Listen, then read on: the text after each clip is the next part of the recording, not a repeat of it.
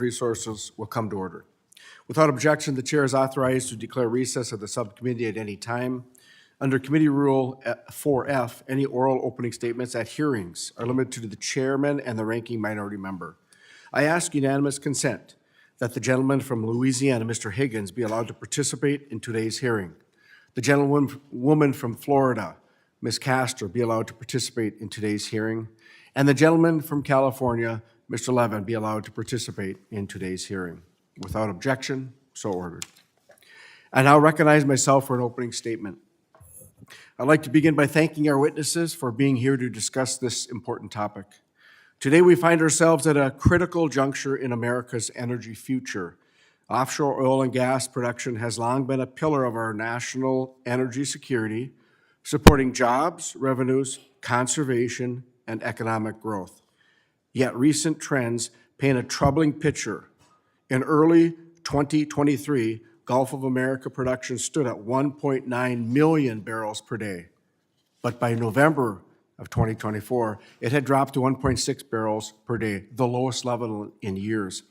This is the result of misguided policies and regulatory uncertainty from the last 4 years that has threatened the future of American energy dominance. The Biden administration's 2024 through 2029 leasing program slashed planned lease sales from an average of 24 in past programs put forth by both Republican and Democrat administrations, some of which included 40 or more sales, to just 3 in the Gulf of America and none in Alaska. Notably, the Biden administration's decision to offer 0 lease sales in Alaska jeopardizes the long-term economic stability and energy security of Alaskan citizens who rely on the Cook Inlet gas to heat their homes, where existing gas supply is projected to run out by 2027 without new development. This travesty wasn't enough for the Biden administration. In fact, in his final days in office, President Biden locked up 625 million acres, offshore acres from future leasing, sending a chilling message to long-term investors. To make matters worse, persistent delays under NEPA, ESA, and MMPA have cast a shadow over the future of offshore development. These regulatory obstacles discourage the capital investment that is essential for sustained production growth. Without immediate reforms, the long-term viability of offshore energy development is at a serious risk. The consequences are dire. COMESA revenues, which fund coastal restoration, hurricane protection, and infrastructure, have plunged from $9.6 billion in fiscal year 2022 to $5.3 billion in fiscal year 2024. Meanwhile, special interest environmental groups have utilized lawfare to vacate the biological opinion, or BIOP, in the Gulf. The BIOP vacatur, set for May 2025, will give these special interest groups the ability to endlessly challenge permits and projects in the Gulf. Their goal is clear: to create regulatory conditions so untenable that Gulf leasing and production collapses entirely. This would be a major win for radical environmental extremists, one that could drive up energy costs, force layoffs of thousands of workers, and threaten countless families' livelihoods, all for the sake of a single whale species with limited documented presence. States like Louisiana, Texas, Alabama, and Mississippi are being shortchanged, putting critical projects at risk. The American people deserve better. Offshore oil and gas jobs, which pay 29% higher than the national average, are at stake. Families in energy-producing communities are feeling the pain of lost job opportunities and lower wages, while consumers face rising prices. Thankfully, the radical left-wing and energy policies of the Biden administration have come to an end as the American public saw through the lies. They voted for energy dominance, not bureaucratic red tape, and that's exactly what we're going to restore. This subcommittee will hold BOEM and NIMFS and others accountable. We will push for more lease sales, faster permitting, and a return to American energy leadership. It's time to bring common sense back to energy policy and deliver security and prosperity to American workers and families. States and local residents depend on the revenue, the jobs, and affordable, clean, sustainable energy generated by offshore development to sustain their economies and their communities. I again want to thank the witnesses for joining us today, and I look forward to hearing your testimony. I now yield to my colleague, Representative Ansari, the ranking member, for her opening statement. Thank you, Chair Stauber, and good morning to you all. I believe that we can all agree that we need to bring costs down for American families and deliver economic security to the communities that we represent. I see this economic hardship firsthand in Arizona's 3rd District, where families are being squeezed by high costs. Rent, groceries, and yes, energy costs are eating away at our household budgets. But if we're being serious about achieving this, we need to be honest about what's driving it. The cost of living crisis isn't happening because of some imaginary war on oil and gas. If anyone in this room still genuinely believes that more drilling will fix this problem, then we have not been paying attention to the facts and the data. The fossil fuel market is inherently volatile. Its prices are vulnerable to geopolitical shocks, global weather events, and the whims of other fossil fuel producing nations, including our adversaries, or even our own president's erratic tariff dictates. The United States is already producing more oil than ever before, and this is a point that I want to emphasize, more than any country in history has produced. Republicans' dirty drilling agenda will not make America any more energy dominant, and it will not drive prices down. Yet this industry continues to rake in billions of dollars in taxpayer-funded subsidies and tax breaks, including some that are almost a century old. Every year, the federal government hands at least $15 billion in direct subsidies to big oil, as well as a buffet of tax breaks. Americans are simply not seeing a return on this investment. In 2022, the federal government lost $2.1 billion from subsidies to the fossil fuel industry. Continuing to throw money at big oil will only hurt American taxpayers. It's time to seriously reconsider our investments in the energy sector, especially offshore drilling. Again, if we could drill our way out of the affordability crisis, we would have done so. The answer is not more oil. Offshore drilling in particular creates an acute public health crisis. Right off of the Gulf Coast, which is a hotspot for offshore drilling, you can find onshore refineries and what is called Cancer Alley in Louisiana. Here, the cancer risk is nearly 50 times the national average due to chemical plants and oil refineries. It's long past time that we put an end to sacrificing these communities for the sake of industry profit. And beyond these risks, we cannot have a conversation about offshore drilling without acknowledging the climate crisis. In my home state of Arizona, this threat is not some distant, far-off, imaginary threat. It's here, it's now, it's getting worse every single year. Extreme heat is straining our infrastructure and driving up energy costs. Prolonged drought is threatening our water supply and agricultural sector. Wildfires are becoming more frequent and more devastating, and I've spent my career fighting for solutions. As a former Phoenix City Councilwoman, I oversaw investments in our electric vehicle industry, which, by the way, had unanimous bipartisan support. Before that, I helped develop the Paris Climate Agreement to ensure global action on climate change. And right now, as the ranking member of Energy and Mineral Resources, I will continue that fight by pushing to phase down offshore oil and gas production and scale up clean, affordable, American-made energy. And that brings me to offshore wind. I have to say, it has been baffling to watch my Republican colleagues bend over backwards to attack this industry. President Trump's offshore wind ban isn't just ridiculous, it's self-destructive. He's taking one of the best new ways to provide clean electricity off of the table at a time when our electricity needs are growing for the first time in decades. This is not just about fighting climate change. This is about building a brand new industry, being at the forefront of innovation, creating high-wage union jobs for American workers.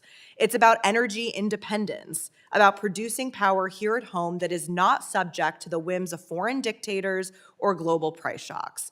This is a win-win-win-win-win. Offshore wind, among other renewable energy investments, will address the cost of living crisis and the climate crisis while building an industry that creates new opportunities for working-class Americans. Remaining beholden to big oil will only keep American taxpayers from a brighter, cleaner energy future. Thank you, and I yield back. Thank you very much. Before I pass it over to the full ranking chair, Representative Westerman, I ask unanimous consent that a letter dated June 2nd, 2021 to President Joe Biden from Louisiana School of Public Health, which shows that cancer rates in Louisiana's industrial corridor are no higher than the rest of the state. Without objection, so ordered. Representative, what's that? Okay, I'm going to go to my good friend, Representative Huffman, the ranking member of the full committee. Representative Huffman. Thank you, Mr. Chairman, and good morning, everyone. Welcome to our witnesses.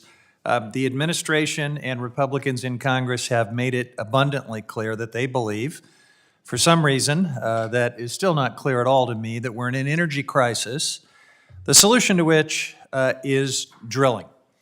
I think we're in a truth crisis. We're definitely in a constitutional crisis that my friends across the aisle seem perfectly comfortable with, but we are not in an energy crisis. The United States is currently producing more crude oil than any country ever in the history of the world. President Biden did not try to destroy entire energy sectors. That's what President Trump is doing right now. He has launched a war on offshore wind, which is a real solution to meet our growing electricity demands. It creates jobs, it creates affordable, clean energy. But no, for my Republican friends, the only offshore energy we can consider, apparently, is offshore oil and gas.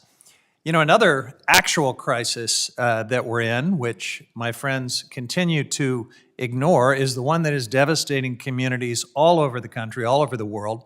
It's not a lack of oil. It's the surge in climate-driven disasters like the catastrophic wildfires in California. You know, fossil fuel is the primary cause of this extreme weather and this planetary crisis, and yet we continue to lavish this industry with subsidies and special favors even as they rake in record profits. Even by the most conservative estimates, the fossil fuel industry rakes in $15 billion in direct subsidies from the federal government every single year. That includes 13 tax breaks, below-market lease and royalty rates, and government-funded research and development, all on the taxpayer's dime. So what do we get in return for this incredible generosity?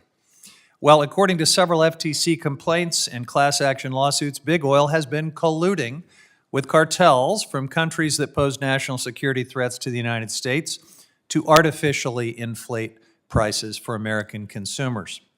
So we're here today at another fossil fuel cheerleading hearing because the Republican plan is to ignore things like collusion and price fixing, certainly ignore the climate crisis, and give even more public resources and more special favors to the oil and gas industry under the pretense that this will somehow protect American taxpayers from high prices. This is not a 21st century energy plan, it's a grift. According to a recent Wall Street Journal article, fossil fuel executives in the US and Saudi Arabia have told the president that they're not interested in boosting oil production. Why? Because they love high prices. High prices mean high profits. Fossil fuel industry currently holds over 2,000 leases in the Gulf of Mexico, covering 12 million acres. 80% of these leases are just sitting there, doing nothing, unused. By contrast, the offshore wind industry actually wants to support our growing energy needs. They don't want to put our coastal economies at risk. They won't collude with OPEC and gouge American consumers. They also won't cause environmental disasters. The risks to offshore drilling for our coastal economies and marine ecosystems is staggering. Where you drill, you spill. We have learned this time and again in California and so many other places. Now, the way I see it, we have a choice ahead of us. We can keep propping up a polluting industry that's rigging the system against everyday Americans in every way it can, killing the planet, befouling our coastal economies and ecosystems every time they have one of their catastrophic disasters and spills, or we can invest in a clean, fair, and secure energy future. I know where I stand. I'll keep fighting to protect our oceans, our climate, and our communities. Thank you, Mr. Chairman. I yield back. Thank you very much. Before I go to the full chair of the Natural Resources, I ask unanimous consent to insert roll call 420 for HR 5376, the Inflation Reduction Act, which was supported by big oil and gas, and not one Republican voted for it. I ask unanimous consent to enter without objection. Chairman Westerman, you're up for 5 minutes. Thank you, Chairman Stauber, and thank you to the witnesses for being here today. As we all know, offshore energy is a lifeline to America's energy security, to our economic strength, and our global competitiveness. Today, as we assess solutions to unlock our offshore energy potential, we are facing some critical questions. The first one, are we prepared to meet the world's rising energy demands? Can we outpace global competitors discovering new reserves, and how do we overcome regulatory roadblocks that threaten to sideline our U.S. innovation? These challenges, I believe, demand our full attention as we chart a path to secure America's offshore energy future. As we all know, the United States possesses vast offshore oil and gas reserves, but ongoing challenges are hindering our ability to fully harness them. In 2023, 8 deepwater discoveries were announced in the Gulf of Mexico, including significant finds by Talos Energy, Hess, and Murphy Oil. While these discoveries are encouraging, investment and exploration continues to face regulatory headwinds. In the past 12 months, the Gulf only saw 3 discoveries, which is a sharp decline from the previous year. This slowdown is further exacerbated by our current federal 5-year leasing program, which now includes only 3 lease sales between 2025 and 2029, and that is far short of the historical average and what is needed to sustain long-term energy security. Along with that, countries like China, Namibia, Brazil, and Algeria are moving full steam ahead in offshore development. A hostile regulatory environment, frivolous lawsuits, endless mandates, all the anti-energy agendas, along with other things, have allowed this to happen. It's hurting jobs, it's hurting innovation, and it's hurting revenues that come with offshore energy.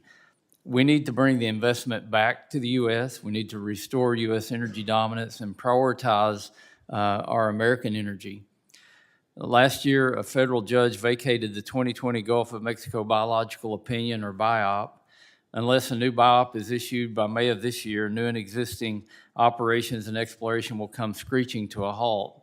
This ruling, prompted by concerns over alleged impacts to the Rice's well, puts Gulf production, jobs, and revenues into jeopardy.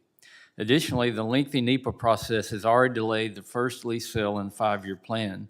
Lease sale 262, which BOEM has shared, will not be held in 2025 as scheduled. The stakes have never been higher. With global energy demand rising to maintain leadership in offshore energy, we must implement reforms that increase certainty and foster streamlined exploration, innovation, and resource development to secure America's energy future and reaffirm our leadership on the global stage. While these barriers are significant, they're not insurmountable. I look forward to working with my colleagues on both sides of the aisle and the new administration to fix these issues as quickly as possible.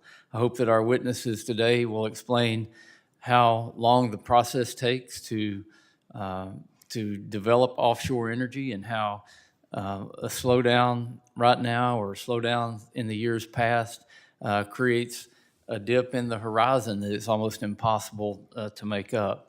Although we're producing a lot of energy right now, that doesn't mean that we're set to be able to produce a lot of energy in the future.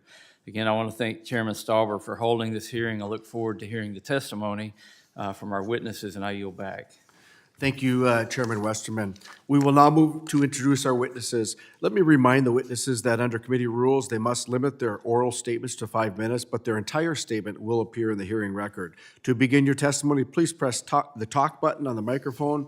We use timing lights. When you begin, the light will turn green. When you have 1 minute remaining, the light will turn yellow. And at the end of the 5 minutes, the light will turn red, and I will ask you to please complete your statement.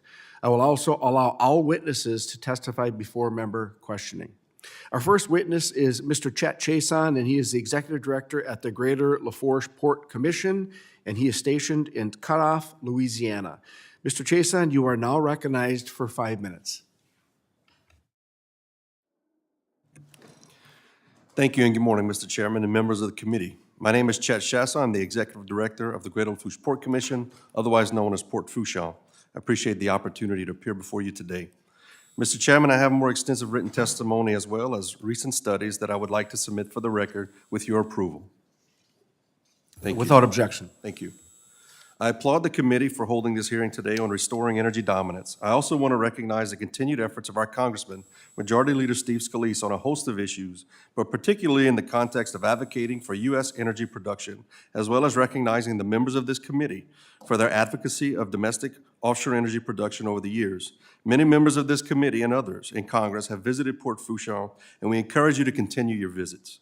Truly, one must see this hub of U.S. energy activity to fully appreciate the scope of domestic energy exploration and production that benefits every corner of our country and its economy. What is key to unleashing American offshore energy is that policymakers must view energy policy over a continuum, with impacts lasting decades, far longer than any one Congress or presidential administration. This requires instilling a level of certainty in the federal regulatory process, certainty that can be relied upon by industry participants over a broad sector of our economy and by local governments, such as Port Fourchon, in order to make financial decisions today, which will come to fruition decades after those decisions are made. An integral part in providing services to our tenants and supporting the economy of our region and state is the necessity to plan for the future. Everything we do at Port Fourchon is impacted by federal and state policies, whether it's related to offshore energy production, environmental protection, or other matters.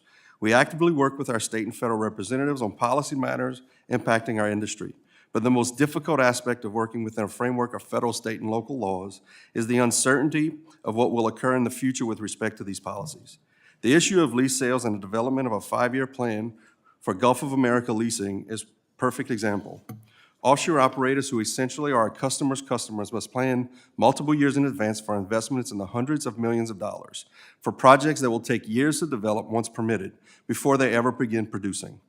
Our tenants, in turn, must develop future plans to accommodate their customers' needs, which in turn requires Port Fourchon to anticipate our customers' future needs, nearly all of which requires us budgeting for future revenues and expenditures.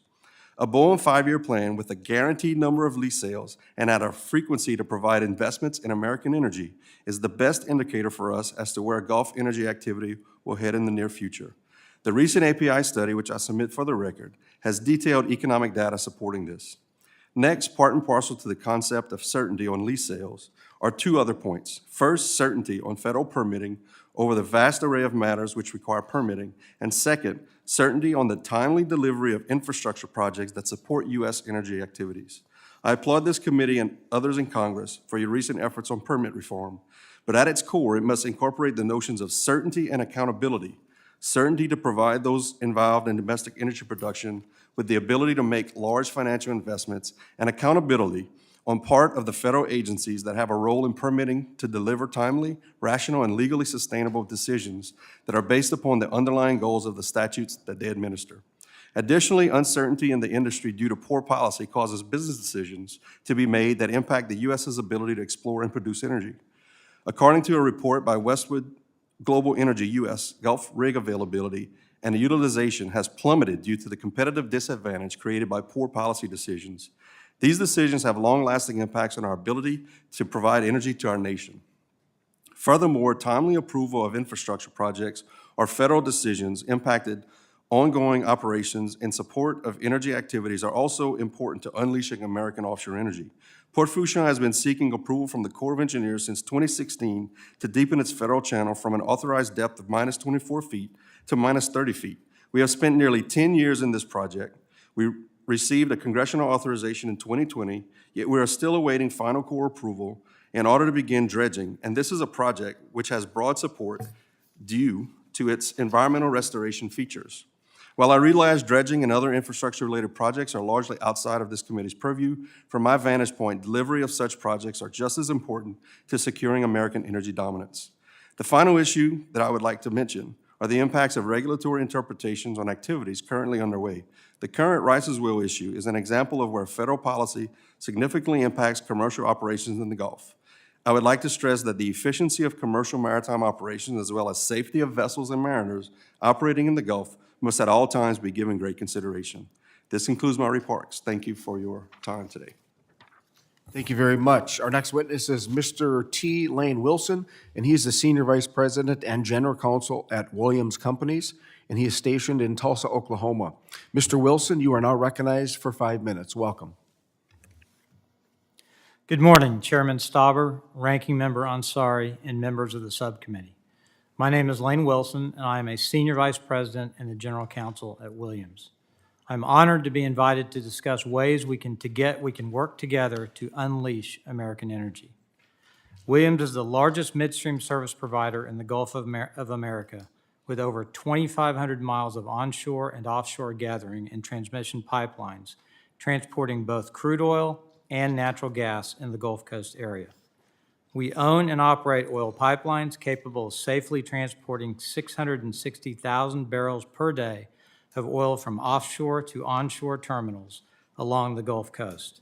And we own and operate natural gas gathering lines capable of moving 3.15 BCF per day from offshore production across the Gulf to our processing plants.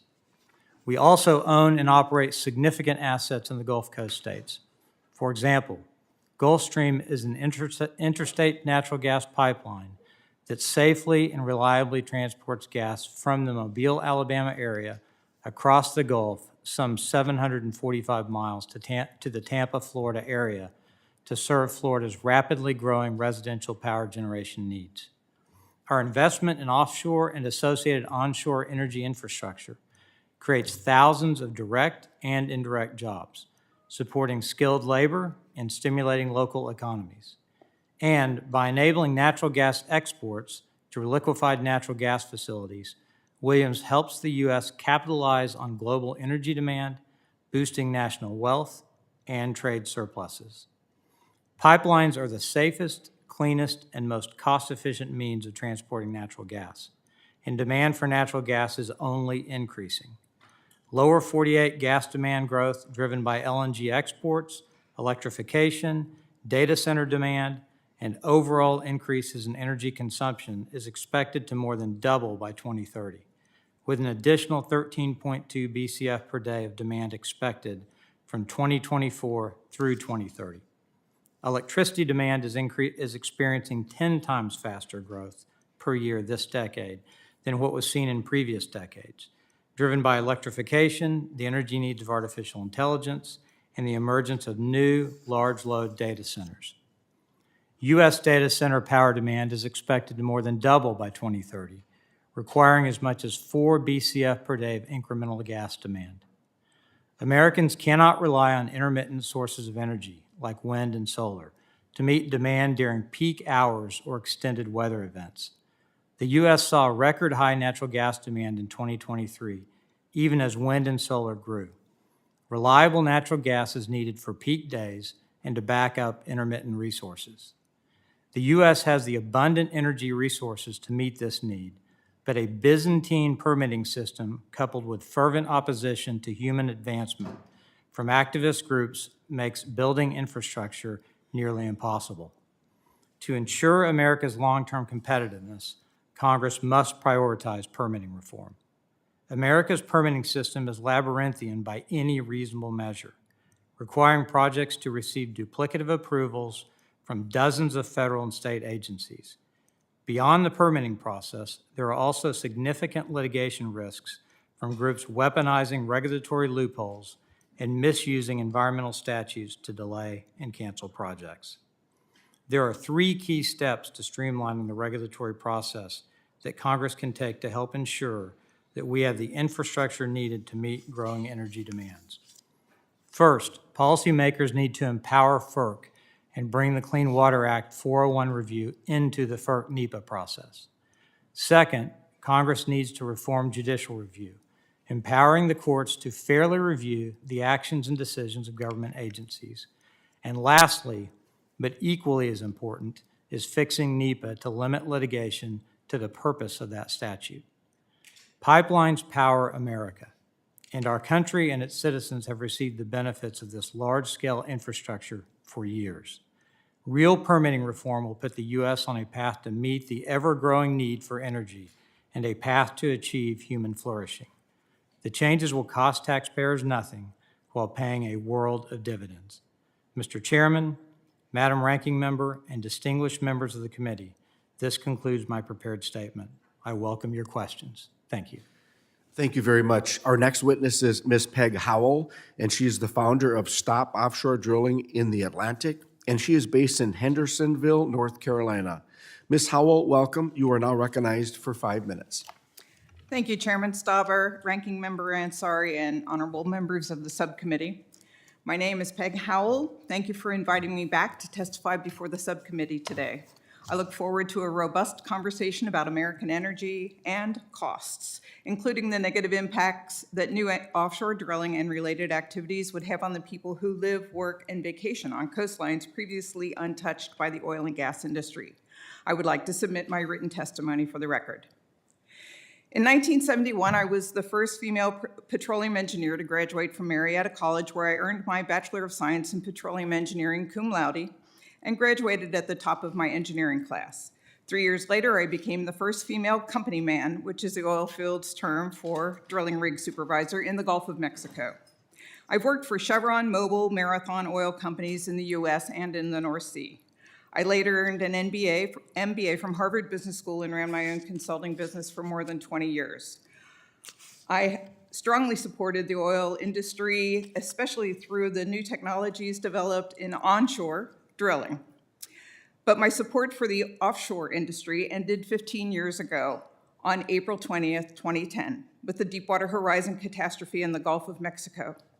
Clearly, offshore companies had focused on getting deeper cheaper, which was our catchphrase when I was a drilling engineer, than they were on the safety of their employees and the quality of life of coastal citizens. This one human mistake caused roughly 3.2 million barrels of oil to be released into the Gulf.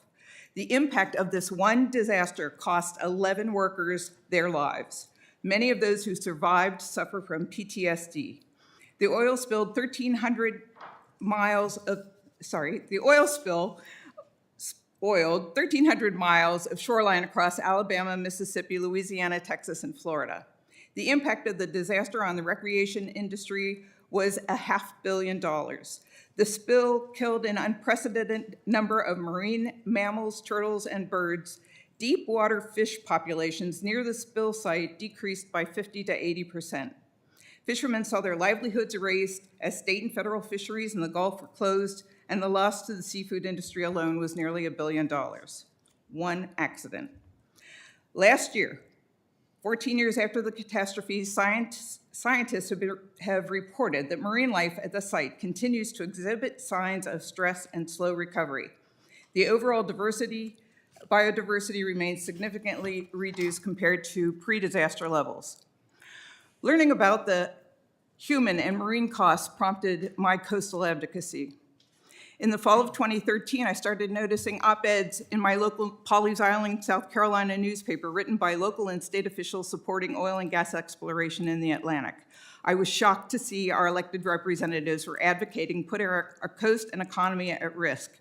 And out of this, I learned about the proposals in the 2019 to 2024 offshore drilling program, which would have put 90% of the U.S. waters, including the Atlantic and Pacific coast and eastern Gulf of Mexico, at risk.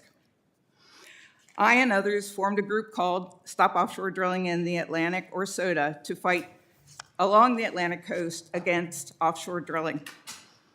We joined with partners across the state and across the East Coast, one of which was BAPAC, the Business Alliance for Protecting the Atlantic Coast, SpacePAC is supported by 42,000-plus businesses and 500,000 commercial fishing families from Florida to Maine.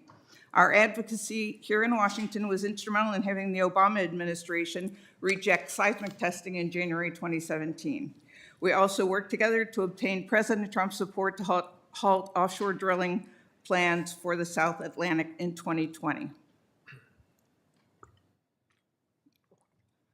We welcome President Trump's use of his Section 12A authority to protect the Atlantic waters. We also welcome President Joe Biden's building upon President Trump's protection this past January 6th. These permanent withdrawals are vital to the well-being of the Atlantic. It seems that we are here today, though, not about offshore drilling or energy independence, as our country is energy independent and has been since 2018. What we're about is, as Chairman Westerman commented, the fact that we have money that goes to the U.S. Treasury, but and it is depleting because we are a nation addicted to a depletable resource. Some feel we have to keep offering new leases to feed the beast. As long as oil payments come our way, there's no incentive to expand to other forms of energy like wind and solar power. This is the harsh reality of America's addiction to oil and gas. What we need to do now is to transition and continue our growth of offshore wind and to build up our supplies for the future. In summary, we do not need to drill in the Atlantic to achieve energy dominance or energy security. We already have that.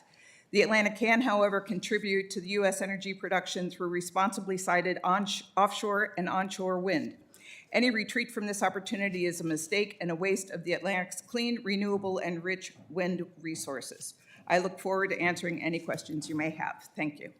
Thank you very much. Our next witness is Mr. Tim Tarpley, and he is president of the Energy Workforce and Technology Council, and he is based in Houston, Texas. Mr. Tarpley, you are now recognized for 5 minutes. Welcome. Thank you. Chairman Stauber, Ranking Member Ansari, and distinguished members of the subcommittee, thank you for inviting me to be here today. My name is Tim Tarpley, and I'm president of the Energy Workforce and Technology Council. The Energy Workforce and Technology Council is the national trade association for the energy, technology, and services sector, representing over 220 companies and employing more than 650,000 energy workers, manufacturers, and innovators in the energy supply chain. Our workforce is in all 50 states, with representation in the vast majority of congressional districts across the country. Our membership ranges from large energy service companies with global operations all the way down to small family-owned well-servicing companies that operate locally.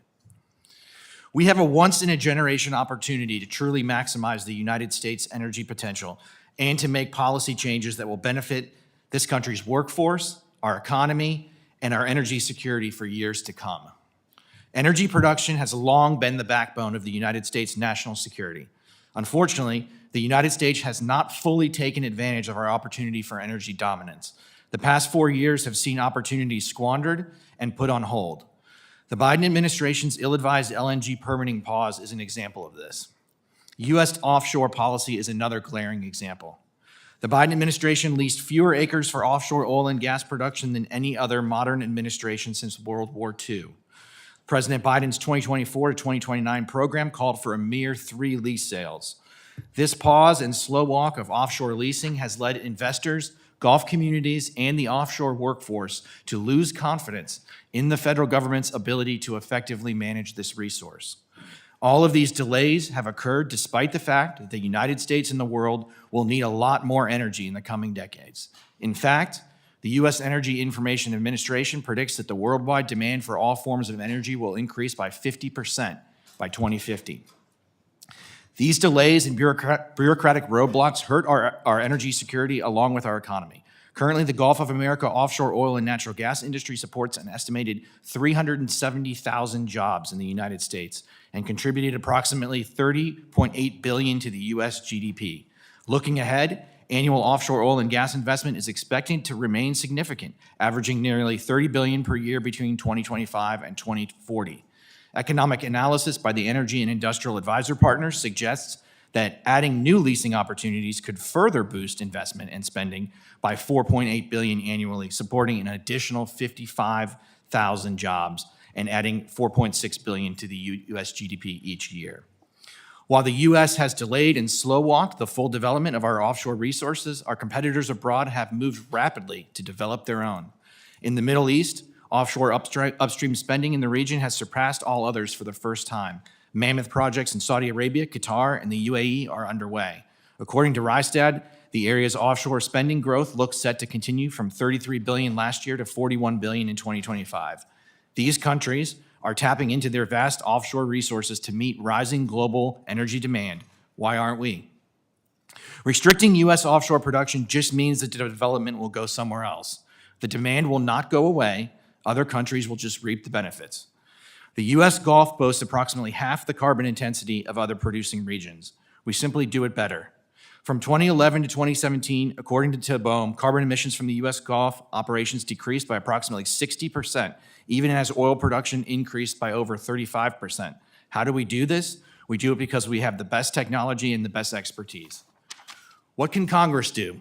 First, Congress should act to stop bureaucratic delay tactics and follow the intent of OSCLA to hold annual lease sales. We fully support the actions taken by President Trump and Secretary Burgum in their executive orders directing agencies to resume regularly scheduled lease sales. However, it is important that Congress solidify this into law as strongly as possible to prevent future administrations from delays. Congress can also codify the 2020 biological opinion as legal and sufficient to prevent additional threats of shutdowns like those that occurred last year regarding the Rice's whale, North Atlantic right whale, and other species.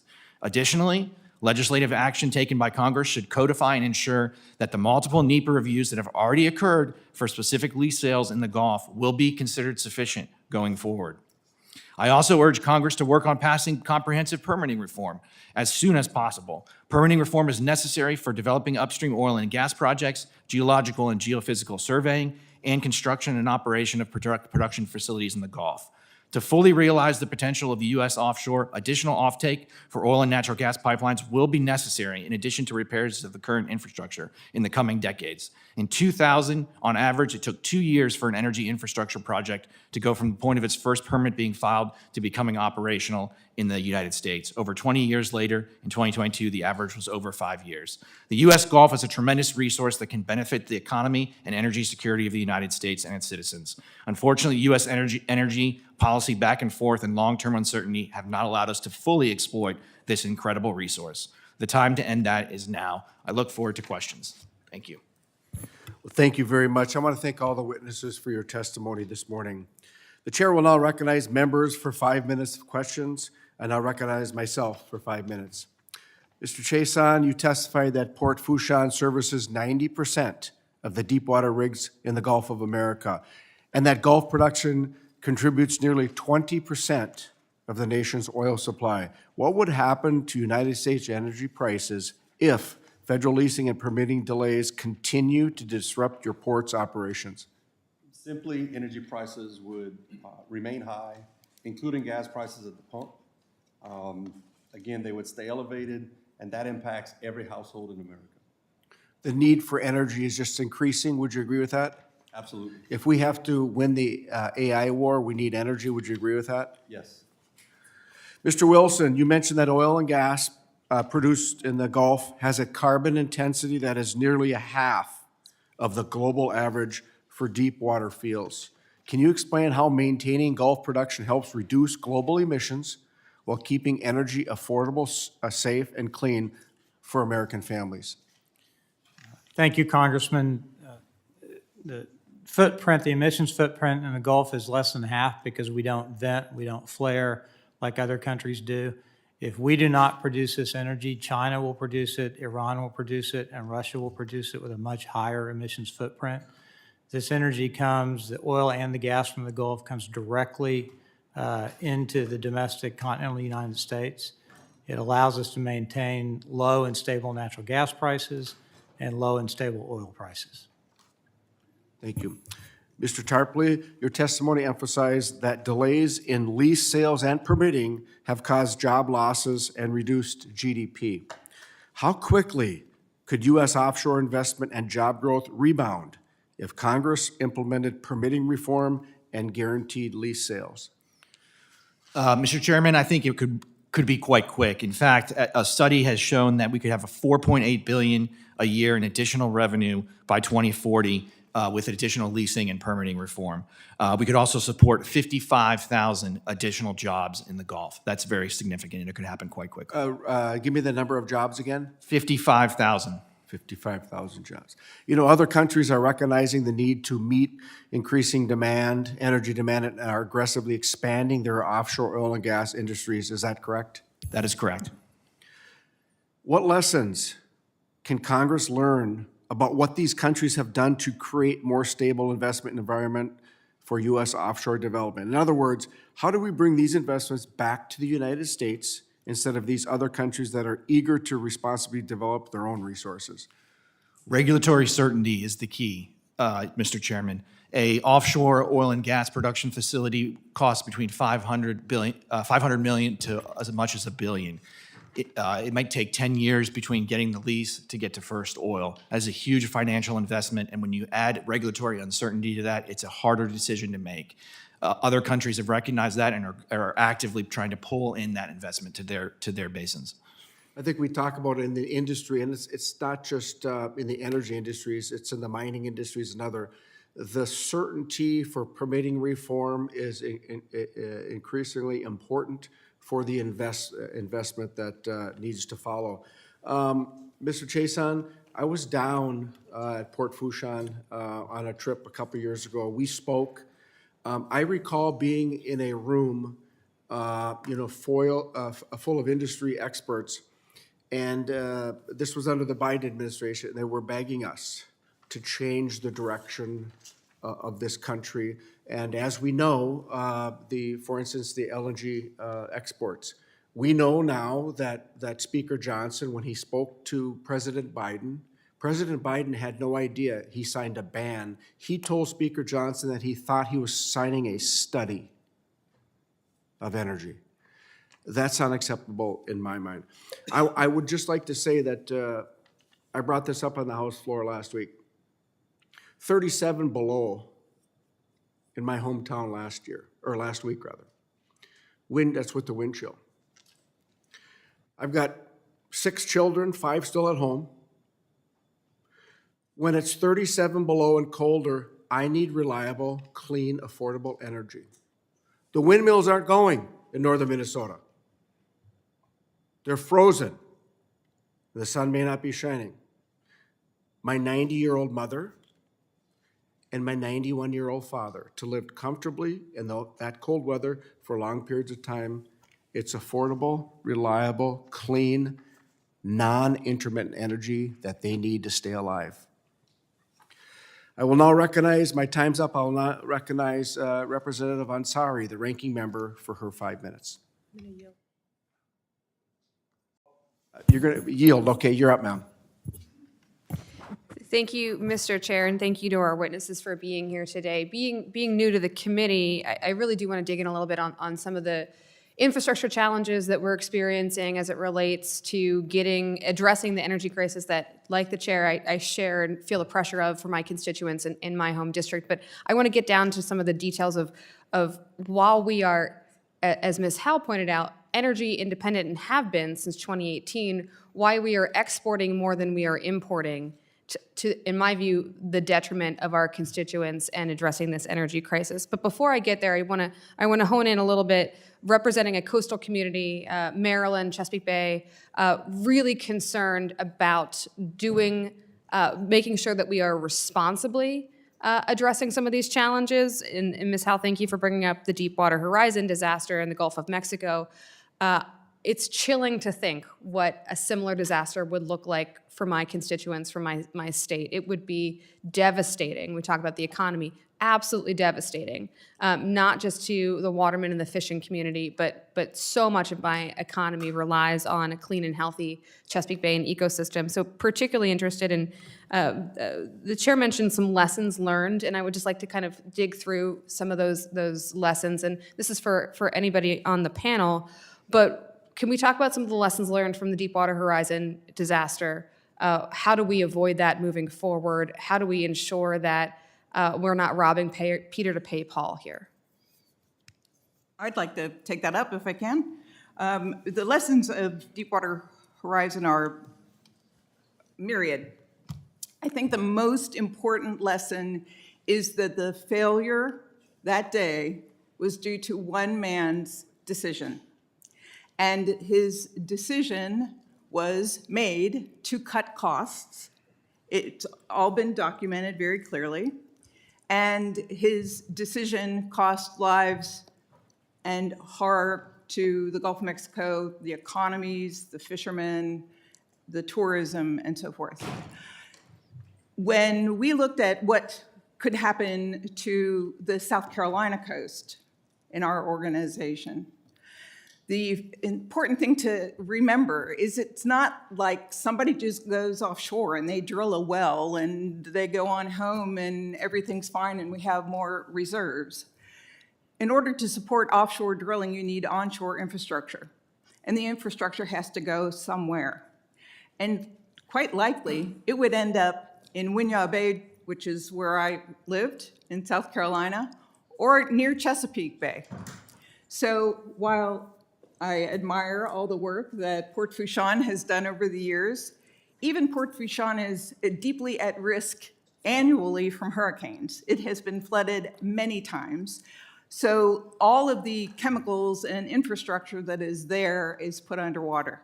I am particularly concerned for the East Coast, for the Chesapeake Bay, for Winyah Bay, and others that will have to suffer from the onshore impact and how that contrasts with our tourism economy. The Atlantic was developed as a tourist area, not like the Gulf. In 1953, the Gulf really started booming, and as a result, the Central and Western Gulf have become the oil field of today. We don't need that or want that in the Atlantic. Thank you, Ms. Howell. To the rest of the panel, being new to this committee and new to energy policy, I'm particularly struck by this idea that we are exporting more than, we're importing, we are, thank you, we are importing 8.51 million barrels per day, but exporting 10.15 million barrels per day.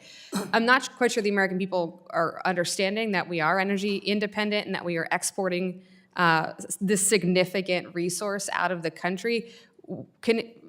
If you were explaining this to the average citizen, how do you respond to the fact that we're not keeping those resources stateside to the benefit of addressing these energy crises?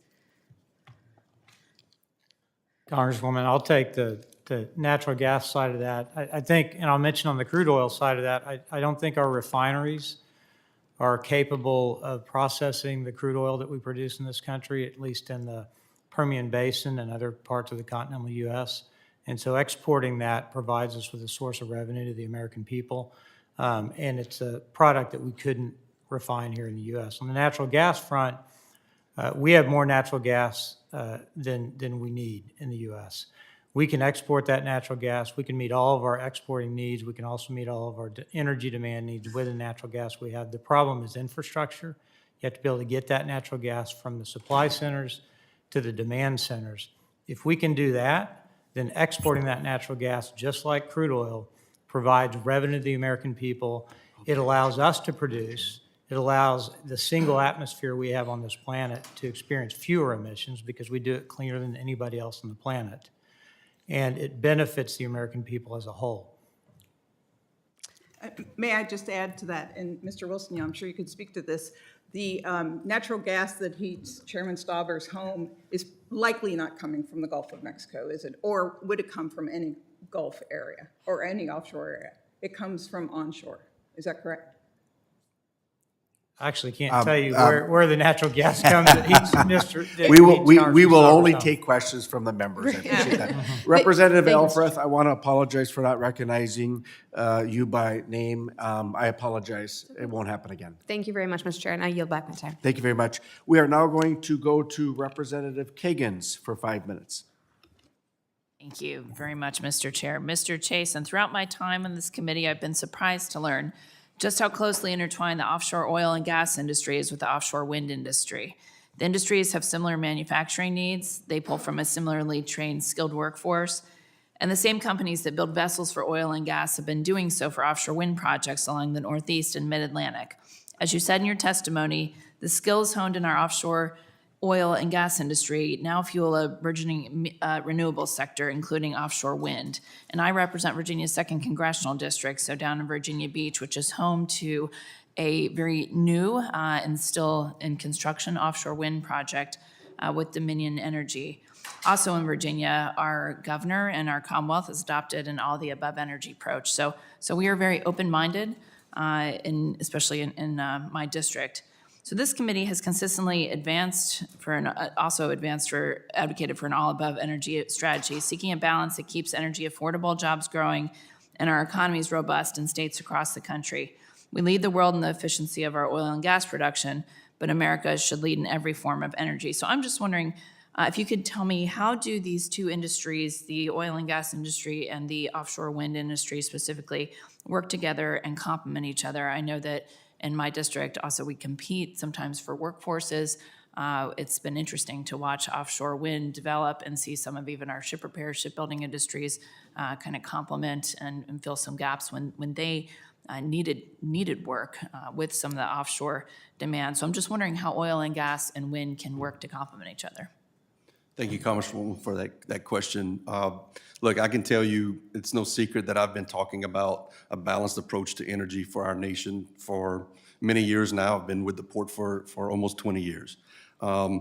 With the advent of offshore wind, in particular offshore wind thought in the Gulf of Mexico, we have been talking about an energy addition for our country for all those years, not to the detriment of oil and gas. We need to continue to produce that because we need it for our everyday lives.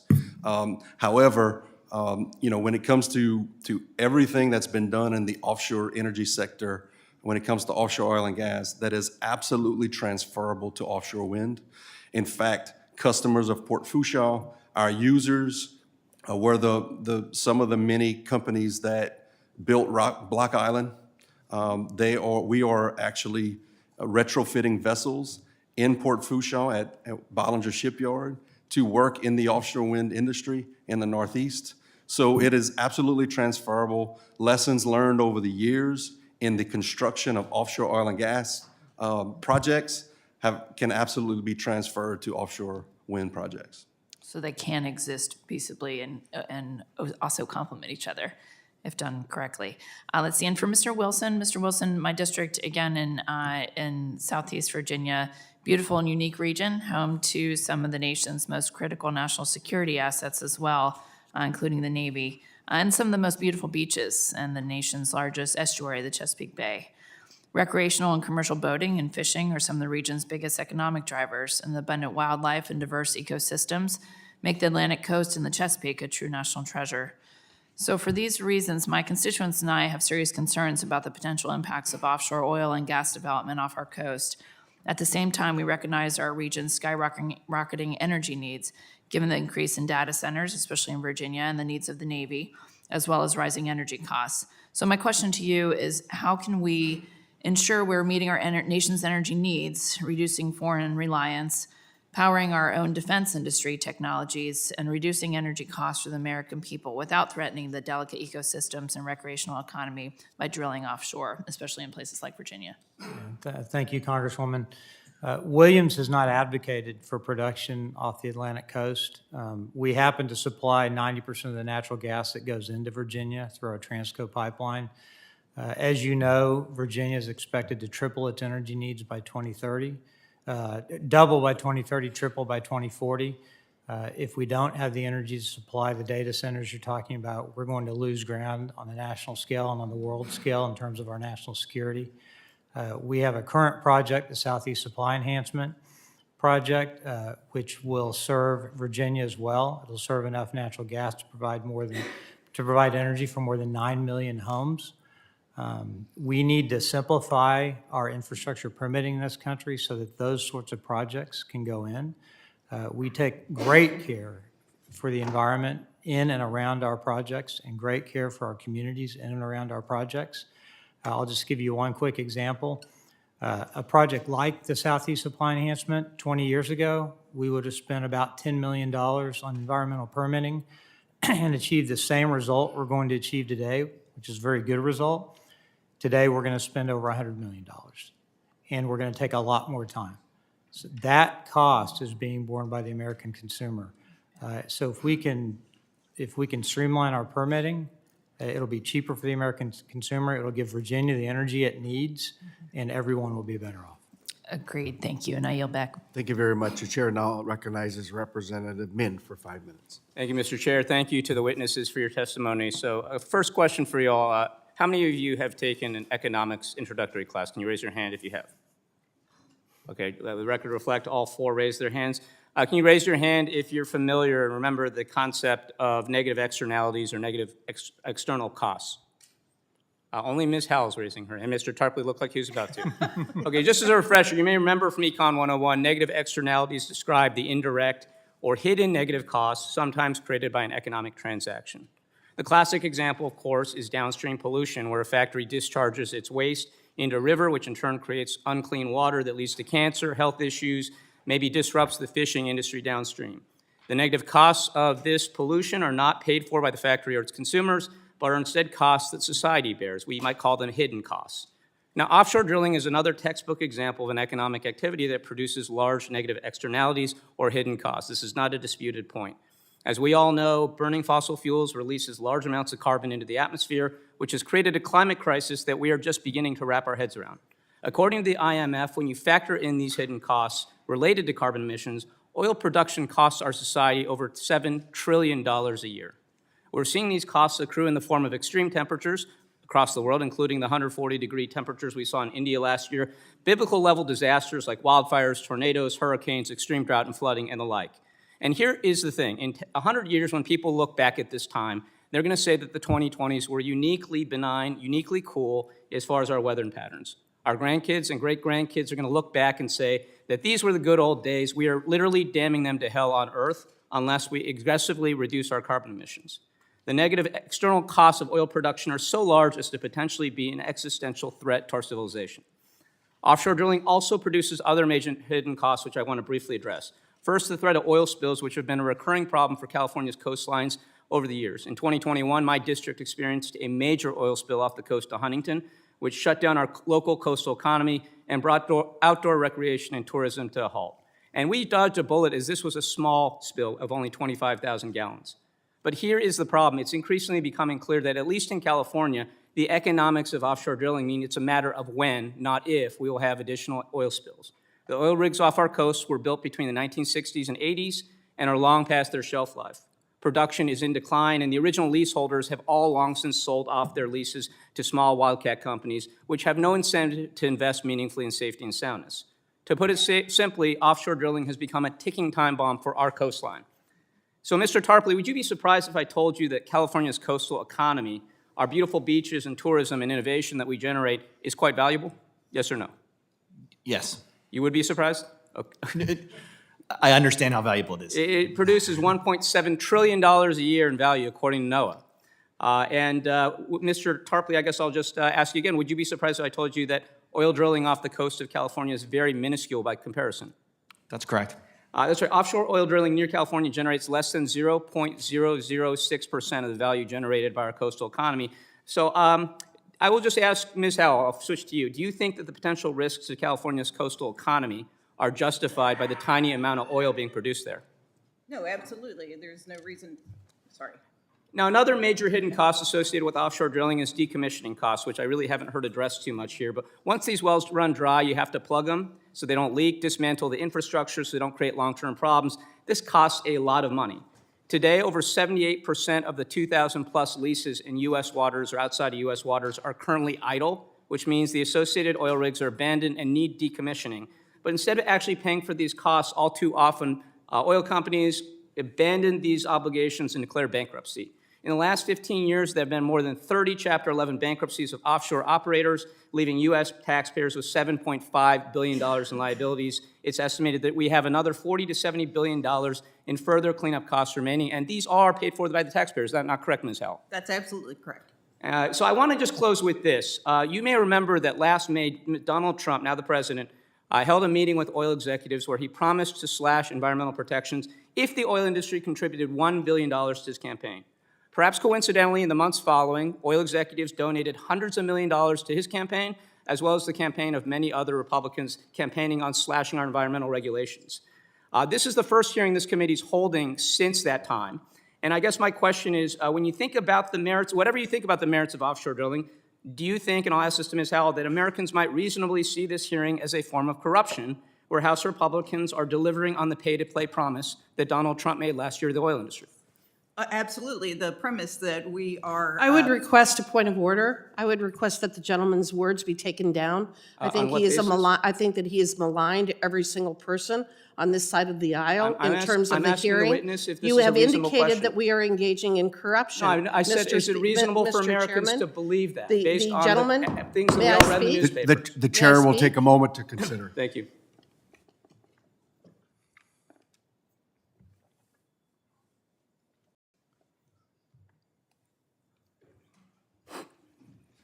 The chair, after conferring, we're going to, at the moment, allow them to stand. We are going to review, those are the exact language. Should be allowed to answer the question? I asked her if it would be reasonable for people to assume that, the American people to assume that, or believe it. We're out of time right now.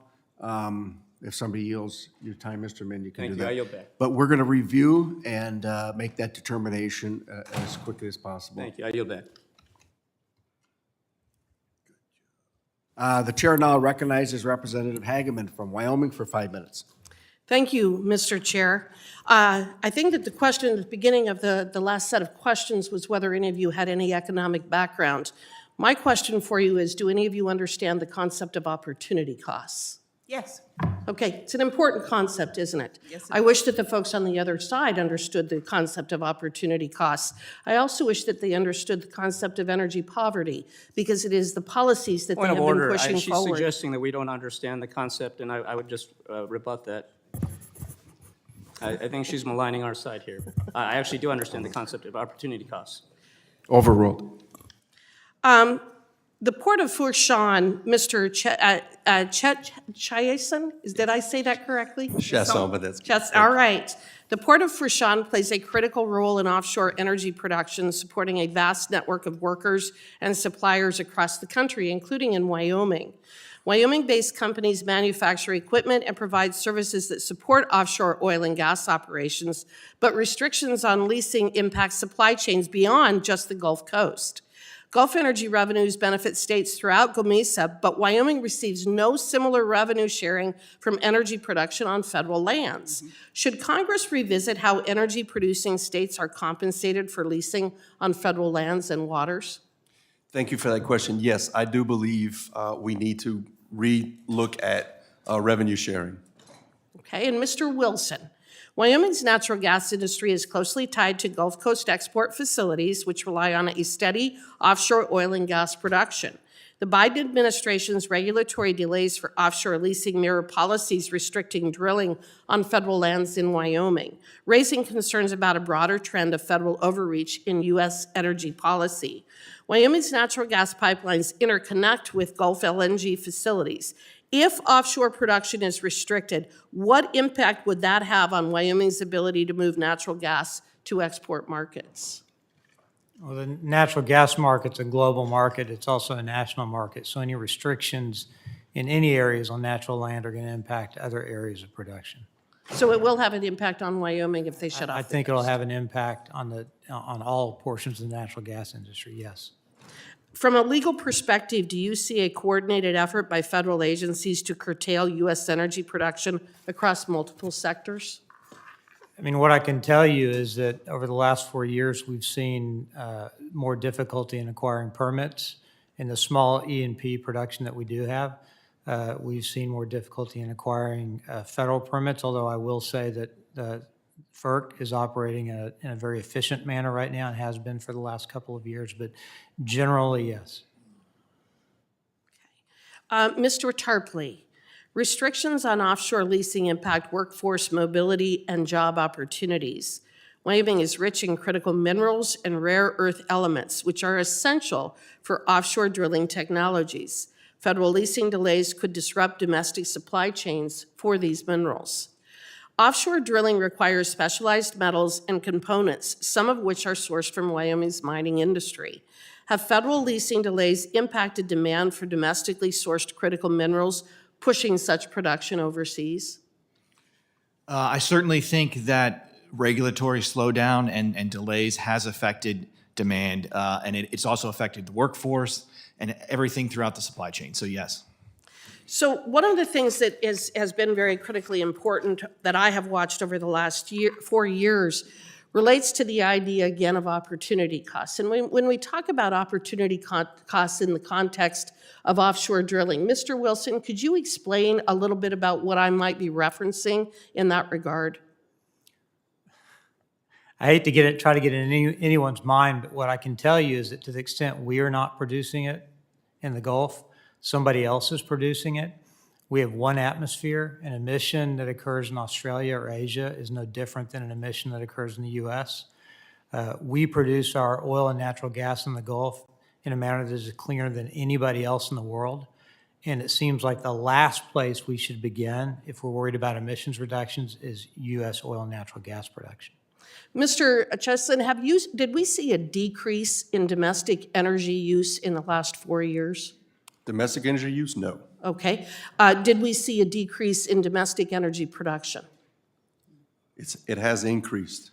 Okay. Yes. But our demand for energy is increasing essentially every day, isn't it? Absolutely, and having a certainty in the process. Again, it was mentioned before, if we don't continue to lease lands and explore for oil and natural gas in other areas of the Gulf of Mexico, production will begin to decrease. And we'll have to get it from somewhere else, won't we? Yes, ma'am. Thank you. I yield back. Representative Hagman, we will be ruling on your point of order. The chair now recognizes Representative Rivas for 5 minutes. Thank you. I want to focus on the public health crisis that offshore oil drilling causes.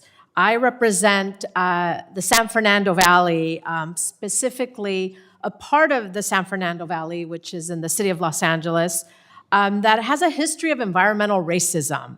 It's plagued my community. It's where I grew up, went to school with kids that had asthma, families with lung disease, other health issues that are a result of redlining, of being surrounded by air pollution due to freeways and other polluting industries. And, my community has become a sacrifice zone, where the health of Black, brown, and low-income communities suffers for the benefit of these industries. And not dissimilar to how communities like Cancer Alley in the Gulf have become a sacrifice zone to offshore drilling. The reality is offshore drilling is creating a public health crisis and polluting our environment. And so my question is for Ms. Howell. Former President Biden announced the withdrawal of future oil and natural gas leasing for 88 million acres of Southern California coastline. On day one, President Trump, in his first day in office, he signed an executive order that would reverse this decision.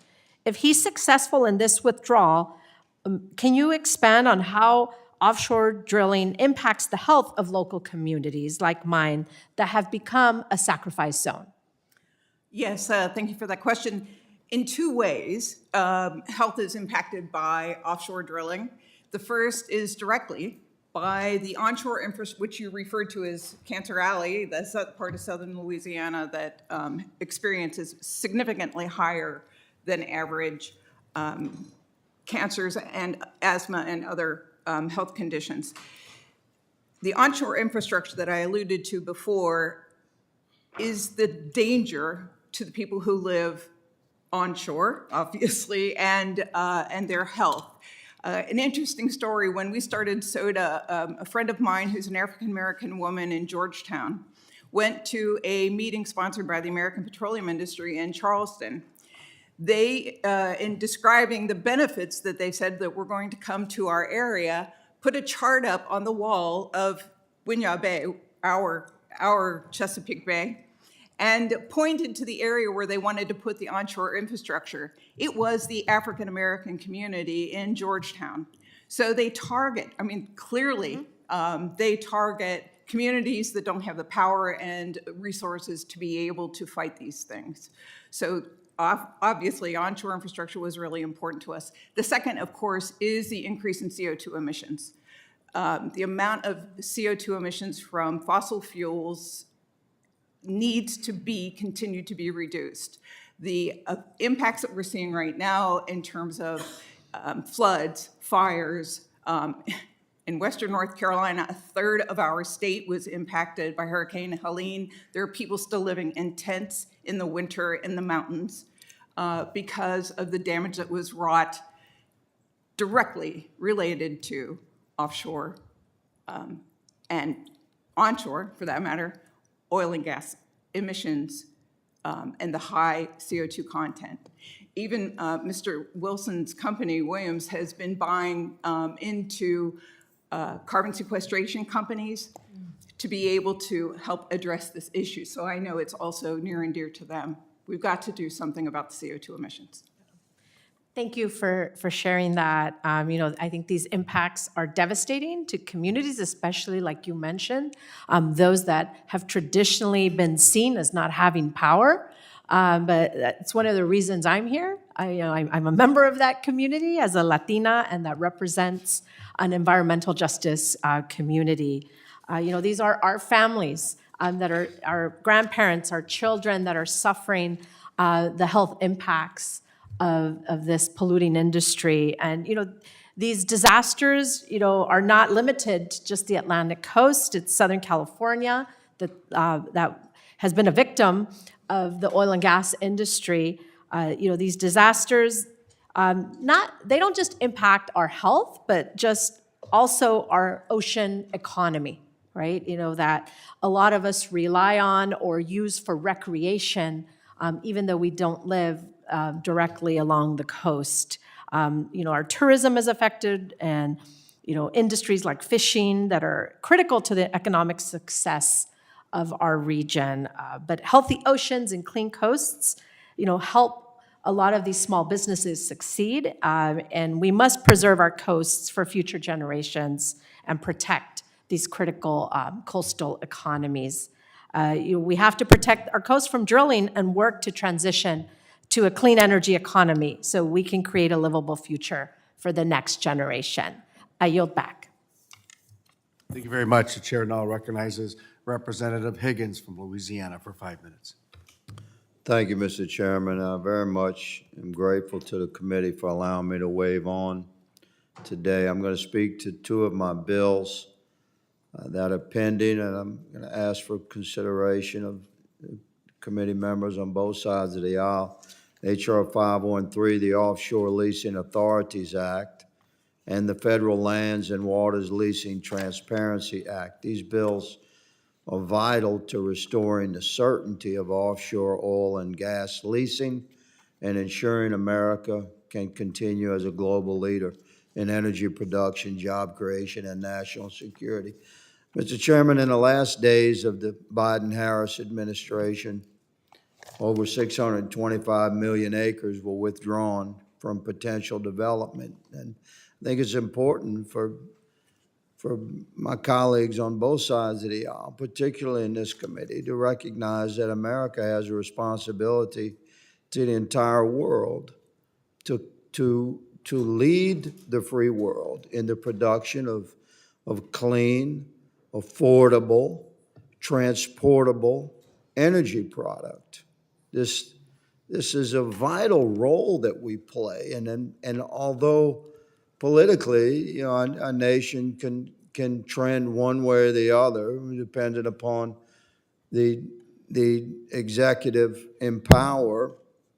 That responsibility to lead the world in energy production never wanes.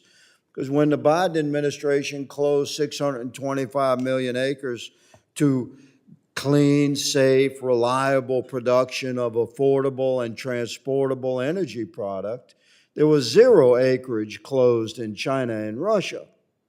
So the gentleman spoke to increased consumption anticipated over the course of the next couple of decades. The consumption's not going away.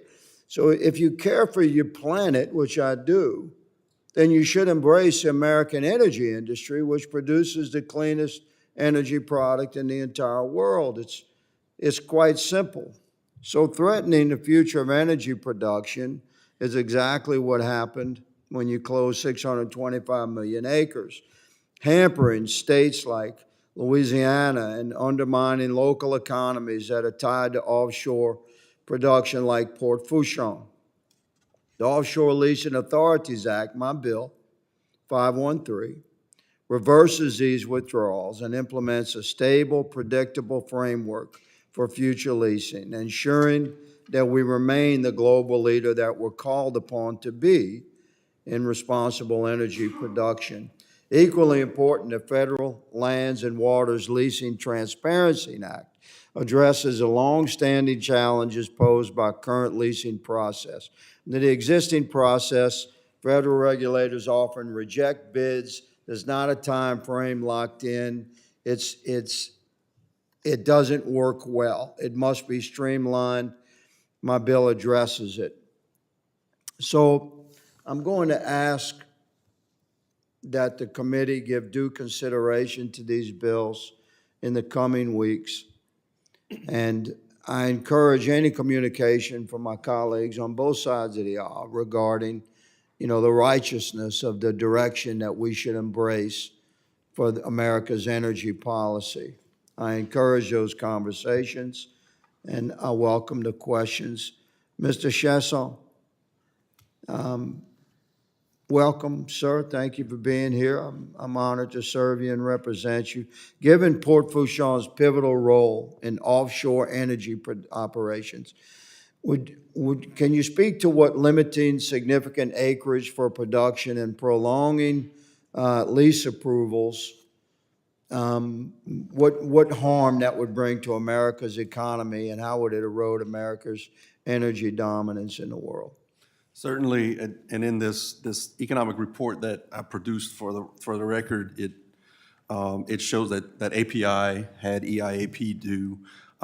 It talks about the impacts of having a certainty and having lease sales and a certain lease sale, having a program, a 5-year plan that is continuous. And we have 2 lease sales a year, and it highlights the impact to the GDP, to construction, to jobs, and to all of those other economic data points that we love to talk about. Significant impact on the gross domestic product, would you say, is what we're discussing here? Yes, sir. Okay. I thank the gentleman. I have further questions, Mr. Chairman. I'll submit to the panel in writing. Again, I'm very appreciative to being allowed to wave on to the committee, and I yield. You're welcome. Thank you very much. Chair now recognizes Representative Velasquez for 5 minutes. Thank you, Mr. Chairman, and thank you to all the witnesses for being here today.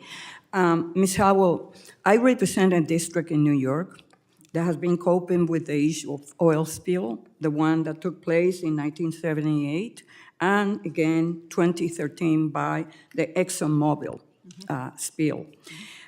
You highlighted how coastal communities bear the brunt of oil spills. Can you expand on these impacts, such as loss of tourism, fishing revenue, and long-term environmental damage, and how spills spread beyond their source? Yes, absolutely. As I mentioned, in South Carolina, we looked very closely at the revenue that the coast receives just from tourism, just a forecast of tourism, against the API's study of what they anticipated revenue would come to the state of South Carolina from offshore oil and gas drilling. The very conservative forecast we put together indicated that we received 26 times more income in South Carolina than the best case scenario that API put out. So oil to South Carolina is only worth 1/26th at best of South Carolina's benefit from offshore tourism. That doesn't even begin to address the seafood industry, the number of people who have moved to South Carolina, the real estate market, and so forth. To New Yorkers, you need to be on the lookout because the primary interest in the Atlantic is actually north of, toward the Chesapeake Bay on the northern coast of North Carolina. And that area is taken over in the ocean by what's called the Labrador Current. So any oil that would be spilled in that area would be moving up along the coast from the Labrador Current. So New York would definitely be seeing impacts of offshore spills. I am really proud that New York banned oil and gas exploration, production, and development in our coastal waters. Yes. It is time for us to move beyond drilling on our coasts and look to expanding opportunities for clean energy like offshore wind. Under the Biden administration, there were 6 offshore wind lease sales in New York Bight, which are projected to generate 7 gigawatts of energy, enough to power 2 million homes. Yet, the Trump administration announced they will block new leasing and pause permitting for offshore wind. Ms. Howell, why do you see offshore wind as a better opportunity for energy development in the Atlantic compared to drilling? Well, certainly talking about clean, efficient, and inexpensive fuel, offshore wind is way ahead of anything oil can offer. It's important, I think, that this committee's jurisdiction includes wind development. And yet, the whole conversation that the president has put forward that we need offshore drilling to accomplish our energy needs, I find a limited view of your jurisdiction. And can you talk about the long-term benefits to offshore wind? Oh, sure. As Representative Min brought up, even after you get all the oil and gas out of the ground, you still have to decommission all the onshore structures. Onshore structures are a challenge to fishing and boating in the area.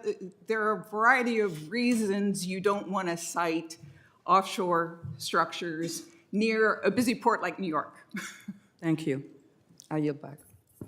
Thank you very much. Before we go to Representative Ezel, the chair would like to, by unanimous consent, enter into the record a letter from Representative Velasquez and 6 other House Democrats from the great state of New York demanding that utilities immediately provide increased natural gas hookups in their districts despite opposing the very infrastructure that makes that possible. Without objection, Mr. Ezel, you're out. Thank you, Mr. Chairman.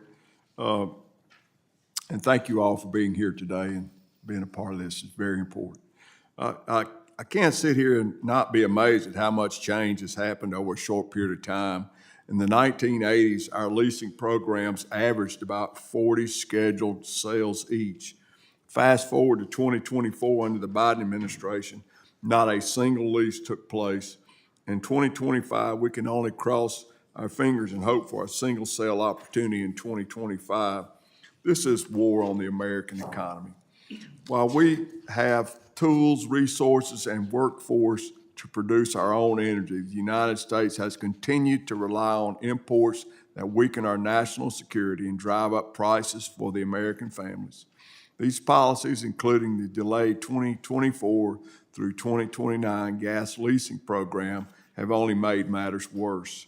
Fortunately, President Trump signed an EO titled Unleashing American Energy on his first day in office. This action reverses the Biden administration's disastrous policies and puts the United States on a path not just toward energy independence, but also energy dominance. I look forward to building on the President's EO as I reintroduce a version of my good friend's Bill's former Representative Garrett Graves' Bridge Act soon. Mr. Chasen, to ensure long-term energy security, offshore oil and gas must be consistent and sufficient to meet future needs. Mr. Chet, can you explain, Mr. Chasen, can you explain the timeline for how long it takes oil and natural gas to be drilled, produced, and delivered to the consumer in context of the federal leasing program? Yes, sir. Thank you for that question. Basically, it's about 10 years from lease being purchased to first production, and billions of dollars of investment, which makes a port like mine busy. So, it's important for us to understand that there's a long timeline, a long lead time to get to production from a lease. Under the Biden administration's 2024 to 29 offshore five-year plan, only 3 lease sales are scheduled. Is that enough to ensure the flow of oil and gas without risking supply gaps? No, sir, it is not. How many lease sales per year are needed at a minimum to maintain our stable energy supply? 2 lease sales a year. 2 a year. Last Congress, oil and gas production in the Gulf of America was nearly shut down due to the Biden administration's allowing key authorizations like the biological opinion and NIPED's general permit to expire without new ones ready to take their place. How important is it that Congress to ensure that the permits and authorizations needed to develop American energy are predictable? It's critically important for the certainty and continuum in the process, for jobs, and for just the standard of living in America. Will better federal permitting lead to more investment in the Gulf of America and Mississippi, creating a better economy and more jobs? That's the hope, yes. Yes, sir. Thank you. And I have enjoyed catching a lot of your fish down there out of Port Fourchon on more than one occasion. Thank you, Mr. Chairman. I yield back. Thank you very much. The chair now recognizes the ranker of this committee, Representative Ansari, for 5 minutes. Thank you, Chair. Not too long ago, it's my understanding that almost every Republican on this committee boasted of supporting an all-of-the-above energy portfolio, which did include wind and solar. But as clean energy began to threaten the fossil fuel market's dominance, it seems that the fossil fuel industry has gone on the offense, because when you threaten the fossil fuel industry, they tend to wage war. They have long bankrolled disinformation about renewable energy and climate change. This is well documented. The FBI has investigated Exxon lobbyists for a hack and leak operation that targeted hundreds of oil industry critics. Now, offshore wind is their target. As its development has taken off, fossil fuel interests are afraid that they could lose market dominance. So in a last-ditch attempt to hold on to their power, big oil is now funding groups that claim to be grassroots and for the environment. But in reality, these groups are working hard to convince people that wind turbines cause cancer and kill whales. It's shameless, it's desperate, and it's dishonest work. It's clear that these corporations have successfully lobbied President Trump and convinced him of these falsehoods as well. But just because the president is catering to big oil and is repeating their lies about wind turbines causing cancer doesn't mean that the rest of the world is changing course. So that brings me to my questions. Mr. Tarpley, do you know how much operational offshore wind capacity exists worldwide? I do not. So the answer is almost 81 gigawatts. That's enough energy to power 60 million homes. Also for you, Mr. Tarpley, do you know how much of that capacity is in China? I do not.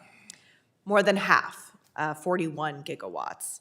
The United Kingdom is in second place with 14 gigawatts. The United States isn't even close. But we could be if we were dedicated to growing this essential and job-creating industry. Around the country, we have an opportunity to build some of the first floating offshore wind turbines in the world. We have the potential to export American innovation across the globe. But if we pause this industry, we'll lose that potential, and the industry will be taken over by our adversaries. Mr. Chasson, this question is for you. With opportunities in shipbuilding, manufacturing, and more, Louisiana and Port Fourchon in particular stand to benefit from offshore wind. Is that correct? Yes, we would benefit. So if Trump succeeds in killing the offshore wind supply chain, we will be ceding American dominance to our adversaries. If he succeeds in killing the offshore wind supply chain, we will be ceding American opportunities to our adversaries. We could have ships from Louisiana built with iron and steel globe from Ohio and Minnesota servicing offshore wind farms across the globe, but instead it may just be from China. Instead of stepping up to win this competition, as the previous administration was doing, and instead of acknowledging that the climate crisis is real like the rest of the free-thinking world has done, Trump is betting on dominating the shrinking market of fossil fuels. It's like betting everything on being the world's biggest typewriter manufacturer in the 1990s. I understand that not long ago, many House Republicans here supported a technology-neutral approach.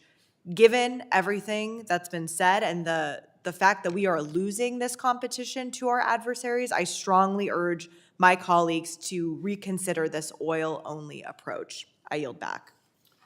Thank you very much. The chair now recognizes Representative Begich from Alaska for 5 minutes. Thank you, Mr. Chairman. My question is for Ms. Howell. Do you support offshore drilling anywhere? I think where it's already operating in the Gulf of Mexico, in the very specific area in the Gulf of Mexico, they're doing the best they can to keep clean oil coming to America. Do you support? Surprised? I'm sorry? Were you surprised? I'm glad to hear that. You support that. Do you support offshore drilling in Africa, China, or other regions outside of the United States? You know, those areas are mostly drilled by American companies and by the colleagues that I used to have who work the rigs in the Gulf. So I think it's important for the workforce that those jobs are available and they're happy. My best friend has traveled all over the world drilling for other countries, and our oil companies benefited from that. So you believe that they are operating with high quality, high standard practices because they're American drilling companies, even if they're overseas? Most of the offshore drilling that is done by American oil companies, I've been on some of those rigs myself in the North Sea, I can say are of the same caliber as what's being drilled in the Gulf of Mexico. Do you believe that the regions that they're drilling in overseas are any more or less valuable as ecosystems than U.S.-based ecosystems? Of course they are. So they are equivalent. They are equivalently valuable. Yes. Okay. So we've established This that is we have. an international industry. We're talking about. I understand that. Okay. So we've established that American companies have high standards regardless of where they're drilling. We've established that those ecosystems are no more or less valuable than ecosystems in the United States. So given those high standards and given the fact that we have equivalency among ecosystems, why would you then oppose offshore drilling by American companies in U.S. waters? Because, thank you, sir, for that question.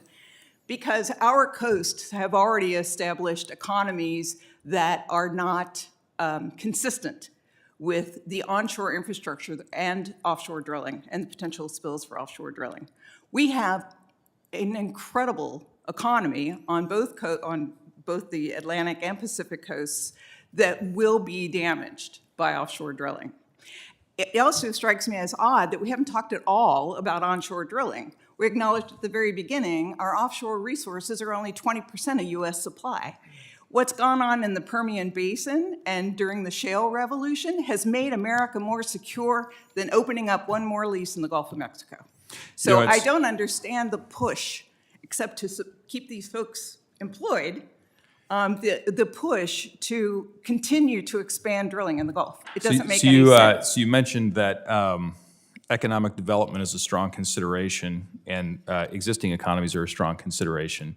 So money matters to you. Of course. Okay. I'm a good capitalist. I went to Harvard Business School. So let me just take a moment and mention some of the terms that have been raised by colleagues today. Environmental racism, energy crisis, climate crisis, cancer alley, sacrifice zone, public health crisis, environmental justice, polluting industry, victim of the oil and gas industry. This is unhelpful rhetoric. It does not advance the quality of the conversation, nor is it data-driven. Most of that rhetoric I'm not came from referring the to you right now. Republican side. My time is limited. I appreciate that. The same voices that call on wind and solar, and they say that these are clean sources of energy, also, in a hearing here last week, called the mining necessary to support those forms of energy, they called that mining dirty. Are we talking about clean energy or are we talking about dirty energy? It's very confusing. And I think this is a duplicitous level of double speak that's actually code for let's not do anything in the United States and let's send development to jurisdictions with lower standards, poor records, and I think that's unhelpful, and it does not allow us to advance high standards that, as the witness acknowledges, are adopted and used by American energy companies. Thank you, and I yield back. Thank you very much. May I Chair- respond to Chair- that? No, ma'am. The Okay. chair now recognizes Representative Levin for 5 minutes. Well, thank you, Mr. Chairman. It's good to be back in the Natural Resources Committee room. I couldn't get enough of natural resources. I had to come back. Good to see my friend Chairman Westerman as well. Sorry to be not in the conversations after 6 years on the committee. I can tell all the new folks this is a great committee. You're going to have a lot of good conversations and hopefully find some common ground.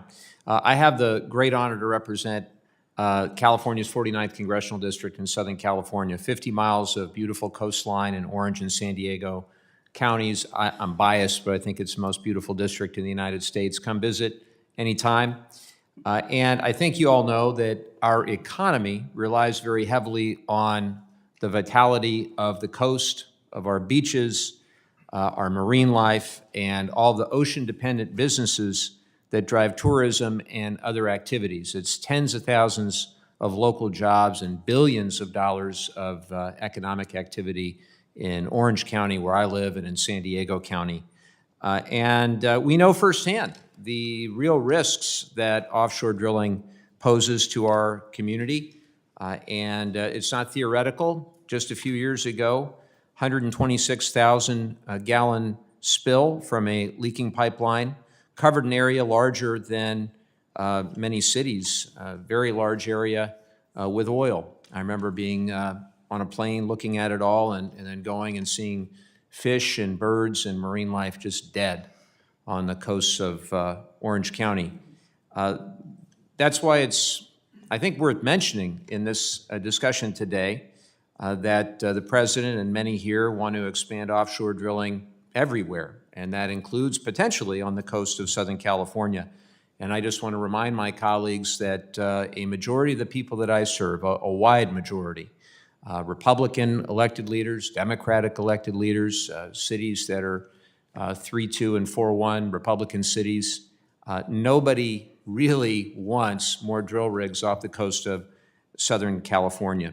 With that, I'll turn to my questions, and I'll start with Ms. Howell. The U.S. is already the #1 producer of oil and gas in the world. At this point, the more oil we produce domestically, the more we export rather than domestically consume. I hear the argument a lot that we should be producing more to solidify our own energy security, energy dominance. By the way, I want energy dominance too. I'll get to that later. But then at the same time, I hear that we want to double down on LNG exports. But it seems like simple math to me. The more you export, the less you have for domestic consumption. And some of the data I've seen from the Department of Energy supports that. They say that unconstrained exports of LNG would increase wholesale domestic natural gas prices by over 30%, translating to an increase in costs for the average American household by well over $100 per year. So, Ms. Howell, can you opine on that and discuss what you understand to be the impact of unrestrained LNG export? Well, I think you certainly hit the nail on the head. Oil and gas is a limited, non-renewable resource. The more you produce and export, the less you have for your own needs domestically. Interestingly, no one has commented about the source of the LNG. This liquefied natural gas, the original natural gas, primarily comes from onshore. It is not that, there's not that much gas being drilled offshore right now. And to think that we are using our onshore supplies cheaper, easier to oversee, easier to produce, easier to drill, that the best stuff we have we would prefer to get rid of than to other countries than to keep for our own future needs, I think is baffling. I'm also surprised that we're not talking about why it's so urgent that we expand offshore drilling. What's the why? We are the world's largest producer of oil and gas. Why in the world would we want to drill up those reserves now when they're worth much more to us down the road? I appreciate your comments, and I would just add that what could be derived from Southern California is such a drop in the bucket compared to the overall picture that given the environmental harm, the environmental risk, that's why it's overwhelmingly opposed by my local Republican and Democratic elected officials. I'll just close by saying it's great to be back in the room. I hope to come back from time to time. We all want energy dominance. I want to see clean energy dominance. Mr. Chairman, I'll yield back. Representative Levin, you're always welcome in this community, and I appreciate your comments. Before we go on to Representative Hurd, I ask unanimous consent that the following documents be entered into today's record. It is from the S&P report that confirms the U.S. holds more than 35 years of economically recoverable natural gas reserves, approximately 1.3 trillion cubic feet. Without objection, we will go to Representative Hurd for 5 minutes. Thank you very much, Mr. Chairman. Good morning. Mr. Wilson, it's great to have you here. Thanks for coming. I represent Colorado's 3rd Congressional District, which is basically half of the land mass of the state, and part of the district includes the western slope, which does not have any offshore production, but we're very proud of our energy production in that part of the state. We are very rich in natural resources. According to the U.S. Energy Information Administration, my region provides 4% of the total crude oil and 8% of the nation's natural gas reserves. One impediment I know to increasing production and lowering costs for my constituents and for Americans across the country is the need for additional pipeline infrastructure. I understand that Williams owns and operates significant assets in my district, I think to the tune of 1,800 miles of pipeline and 200 good-paying jobs. Can you talk about some of the challenges Williams faces when it comes to pipeline capacity and permitting adequate infrastructure? Yeah, thank you, Congressman, for that question. The U.S. has increased its natural gas demand by 43% in the last 10 years. We've seen an increase in infrastructure related to natural gas of about 25%. That's not a recipe for good policy making. Our challenges and the reason why we are sort of out of balance in terms of the infrastructure and the demand comes directly from federal regulations under NEPA, comes from the Clean Water Act. And let me be clear, Williams is absolutely committed to complying with the Clean Water Act. We're absolutely committed to complying with every environmental regulation that we have. The problem is those regulations are duplicative. We get stuck in litigation over minor issues which don't change the environmental outcome of a project at all. And states that have decided that they just simply don't want more infrastructure, even though it increases their energy costs, have decided that they'll use the Clean Water Act as a weapon. So what we've asked Congress to do is to move that analysis and that permit into FERC. FERC already does a NEPA analysis. They already look at whether or not one of our projects impacts water, and they already reach conclusions that they don't substantially impact water. So why are we doing 2 different analyses of the same issue and then allowing a state on a local basis to veto an interstate pipeline project that's going to benefit both that state and states around it? So we need to reform NEPA. We need to make this process a lot faster. We need to change the judicial review standard for these projects so that we don't have courts that are sending back NEPA, finding small NEPA violations and then vacating certificates or stopping projects when the whole purpose of NEPA is disclosure. So we need to reform the Clean Water Act process, we need to reform the NEPA process, we need to reform the judicial process around those things. Great. Thank you very much, Mr. Wilson. Mr. Tarpley, you mentioned that production from the Gulf of America results in some of the lowest carbon barrels of oil. Can you explain why that is? It's a combination of a number of things. One, we have the best technology in the United States. The companies I represent, they have put billions and billions of dollars into research and development over the years on offshore technology, and we are now seeing the fruits of that technology, and it's getting better every year. We also have the expertise. Our companies are the best in the world. They have the best and the brightest who know how to do these procedures as efficiently as possible. And as we talked about other basins around the world, as they look to develop their own basins, they come to us. They come to our people because we have the best technology and the best expertise. So it's a function more of the technology, it's not necessarily geography specific? That's correct, yes. So do you know how the global offshore expansion happening in Saudi Arabia that you mentioned in your testimony, do you know how that rates in terms of carbon intensity compared with the production that's happening in the Gulf of America? I think as we've discussed here before, in basins where U.S. companies are using modern technology, the efficiencies are similar. Okay, great. Thank you very much, Mr. Chairman. I yield. Thank you very much. Chair now recognizes Representative Magaziner for 5 minutes. Thank you, Chairman, and thank you to our panelists. In Rhode Island, where I come from, we are producing offshore energy and building more every day. It's creating American jobs, it's lowering costs, and it's reducing our dependence on foreign energy. But it's not offshore oil drilling that we have in Rhode Island, it's offshore wind. A clean, safe form of energy that has tremendous potential to contribute to American energy dominance. I was very glad to hear some of my colleagues, Representative Kiggins and Ranking Member Ansari, speak about the benefits of offshore wind in their testimony or in their comments. And I'll just say that for us in Rhode Island, it's not just theory. It's not just something that could happen someday. It's happening in Rhode Island. We are living it, and we bring that experience. In Rhode Island, in my district, the first commercial offshore wind farm was built off the coast of Block Island in 2016. It's been spinning for almost a decade now. The South Fork Wind Project is also complete. It's powering 70,000 homes. Those homes are in New York, but the wind farm is located off of Rhode Island. And we're also currently building Revolution Wind, which will power nearly 250,000 homes in Rhode Island, which is close to half of the homes of the entire state, in addition to a couple 100,000 more in neighboring Connecticut. This wind energy is being sold to Rhode Islanders at a below-market price. And I want to make sure everyone hears this. The Revolution Wind contract is going to sell power to Rhode Island at a price of less than 10 cents per kilowatt hour.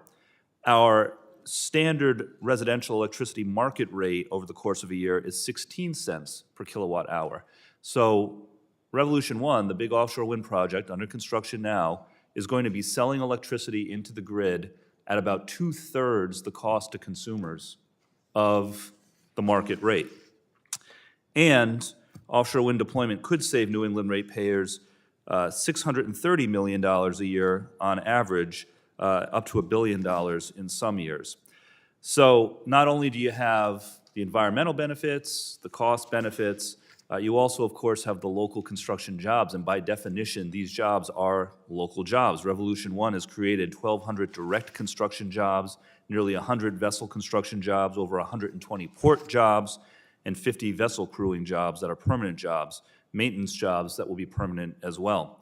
So I invite my colleagues, and last year I brought about a half dozen of our colleagues up to Rhode Island to come see offshore wind in action.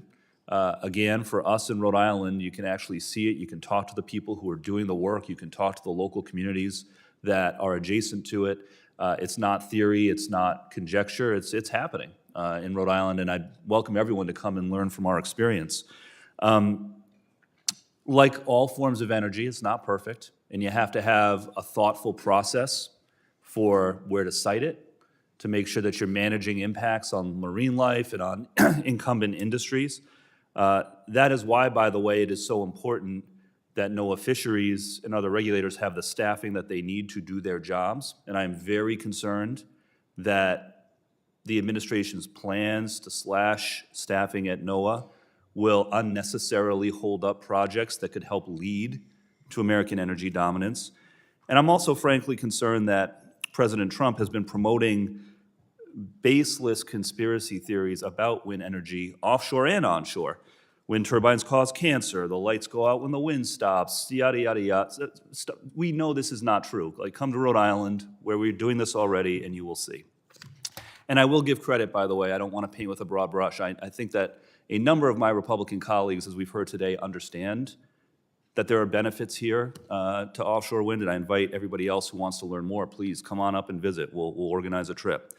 I only have less than a minute left, but Mr. Chasson, I've heard you already in this hearing talk a little bit about the work that you all have done in the offshore wind space, but could you just expand a little bit on what the potential job benefits, the economic benefits are that you have seen happen or that you see potential for if we continue to progress? Thank you for that question. And I have had the opportunity to visit Block Island, and it was good for me to see.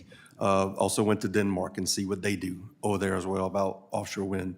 But ultimately, you know, we've already been a player. Our port has been working on retrofitting vessels, as I mentioned earlier, and doing different things as part of the offshore wind market that is happening in the Northeast. So, you know, we're all about an energy addition for our country, but that includes offshore oil and gas, offshore wind, and the like.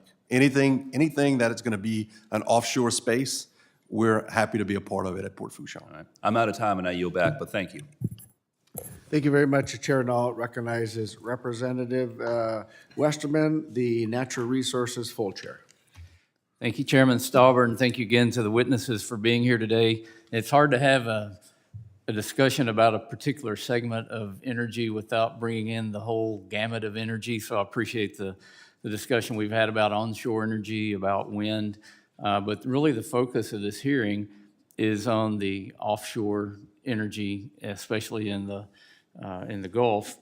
And I know that if we talk about onshore energy, there are concerns about if you start drilling too many wells onshore and you flood the global oil supply, do you make would it cause problems where you've overproduced and there's not demand, so you don't have a steady flow of work if the cost of energy goes too low? Those are serious things we need to consider, but today we need to look at the offshore. And Mr. Chasson, I know you talked about the importance of BOEM's 5-year leasing program.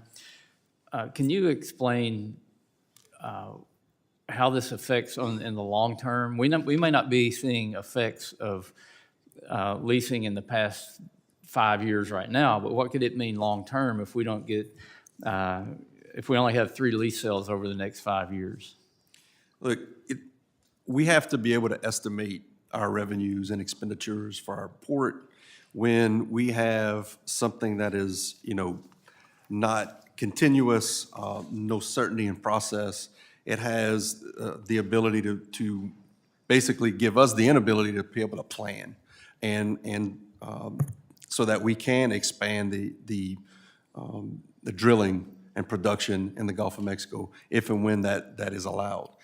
So it has an impact on our national security. It has an impact on, as I produced for the record earlier, you know, we have an issue with rigs in the Gulf of Mexico, right? We don't have enough rigs to do the expansion that we would want to, because decisions that have been made over the last several years have impacted their ability to stay in our country, because they can get longer contracts overseas than we can give in the U.S. Gulf of Mexico or Gulf of America because of the uncertainty in the process. Thank you. And Mr. Wilson, I know you all do work onshore and offshore. We read about the problems you face onshore getting permits, but can you elaborate? Is it more difficult to work offshore or onshore in the pipeline business? Or maybe distinguish some of the challenges? Yeah, it probably depends on what state you're in. I mean, offshore, as the testimony has been today, from inception to completion, you're talking about 10 years. So you're talking about a huge amount of capital investment that has to go into place, and you have to have surety. You have to have certainty. When the federal government decides it's not going to lease or it's not going to provide permits that it needs to provide, for that offshore production, you're essentially stopping the conveyor belt. And wells in the Gulf of Mexico are very different than wells in the Permian Basin or the Marcellus. They have a very different production curve. And both are essential, and you wouldn't want to do away with either one of them. And when we talk about the amount of energy that comes from the Gulf, 15% of our oil production, 5% of our gas production, that's a huge number. You can't simply say it's only 20%. And so to the extent that we are not continuing to run that conveyor belt, we're going to see declines in that area, and it will impact the American people. And can you elaborate a little bit more on that uncertainty? Like you've got a company, you've got capital that needs to be invested, and what does it do to your outlook on where you invest if there's uncertainty in investment in one spot? We are going to invest our capital where we have certainty of outcome. And that's just the bottom line. And so to the extent that the federal government decides that there's not going to be certainty in the Gulf, then companies like ours are going to stop investing there. And can you clarify, oil is one thing, but on gas, is it going to raise the price of gas in the United States if we export more gas? Absolutely not. We've increased our exports dramatically in the last 7-8 years. We haven't seen an increase in price. We have more than enough gas supply. The only issue is permitting and infrastructure. And while I don't think 10 seconds is long enough to talk about permitting, but we will be working on permitting in this committee as well. Thank you. Thank you, Mr. Chair. I now recognize Representative Crank for 5 minutes. Thank you, Mr. Chairman. Ms. Howell, you characterized offshore oil and gas development as being solely about the money, I think is essentially what you said. Let's set aside the fact that this industry is essential for powering our homes, ensuring our national security and our national defense, and maintaining our transportation systems. Just a yes or no question. Are you aware that the United States is currently over $36 trillion in debt, with each American effectively owing more than $106,000? I am. Did you know that the Congressional Budget Office projects that under current spending trends, 50% of every dollar collected will soon be allocated solely to servicing the debt? I am. I emphasize the importance of affordable energy.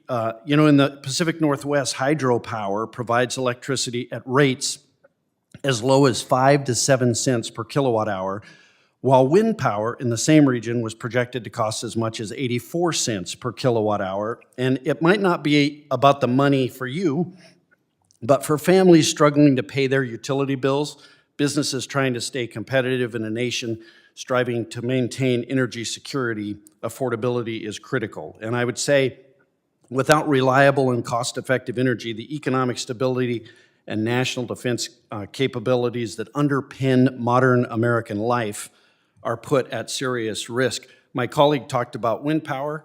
I'm for wind power. I'm not for wind subsidies. I'm not for any kind of subsidies to these industries. But I was interested to note that he didn't talk about birds getting hit by wind turbines. We sort of selectively choose the types of energy that we think are good or not good, rather than letting the market take place on those things.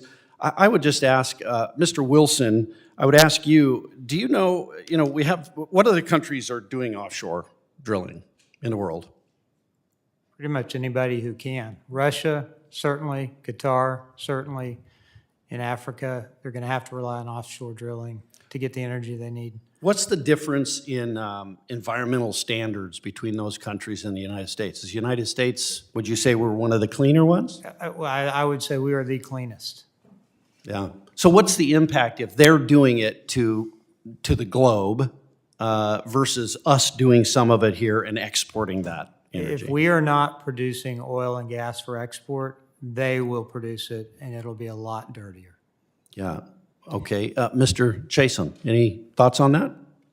I think Mr. Wilson said it exactly correct. If we need to be aggressively producing energy, whatever that energy is, in our country, because we have a need in our country, and there's a need around the world.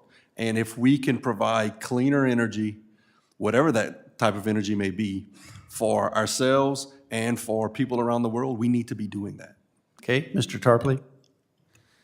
I agree, and I think a lot of the discussion earlier, we need to just make a point here, this talk of the sacrifice zones and indicating that you can't produce oil and gas and have a good community, that should be summarily rejected. It just simply isn't true. I live in the Gulf Coast, 370,000 people that work offshore live in the Gulf Coast. We have an excellent community. We vacation there, we swim in the ocean, it's beautiful, there's tourism. We can have both.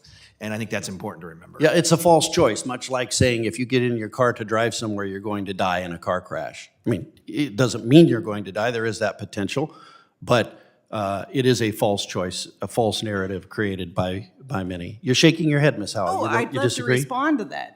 Do you live next to a refinery? You're Chemical plant? not to ask The the chair, other the witnesses. chair, the I chair forgot, I intervened. forgot. Ma'am, you can't ask the other panelists. You're Thank here to you. take the questions, and I'm going to give Representative Crank 10 seconds back. Okay, all right, thank you, Mr. Chairman. I'll yield back the balance of my time. Mr. Crank, can I have your remaining time? You certainly can, Thank you Mr. very Chairman. much. Yield it. So one of the things that we really have to look at too, from the start to finish in the building the windmills and what have you, is the minerals that go into them.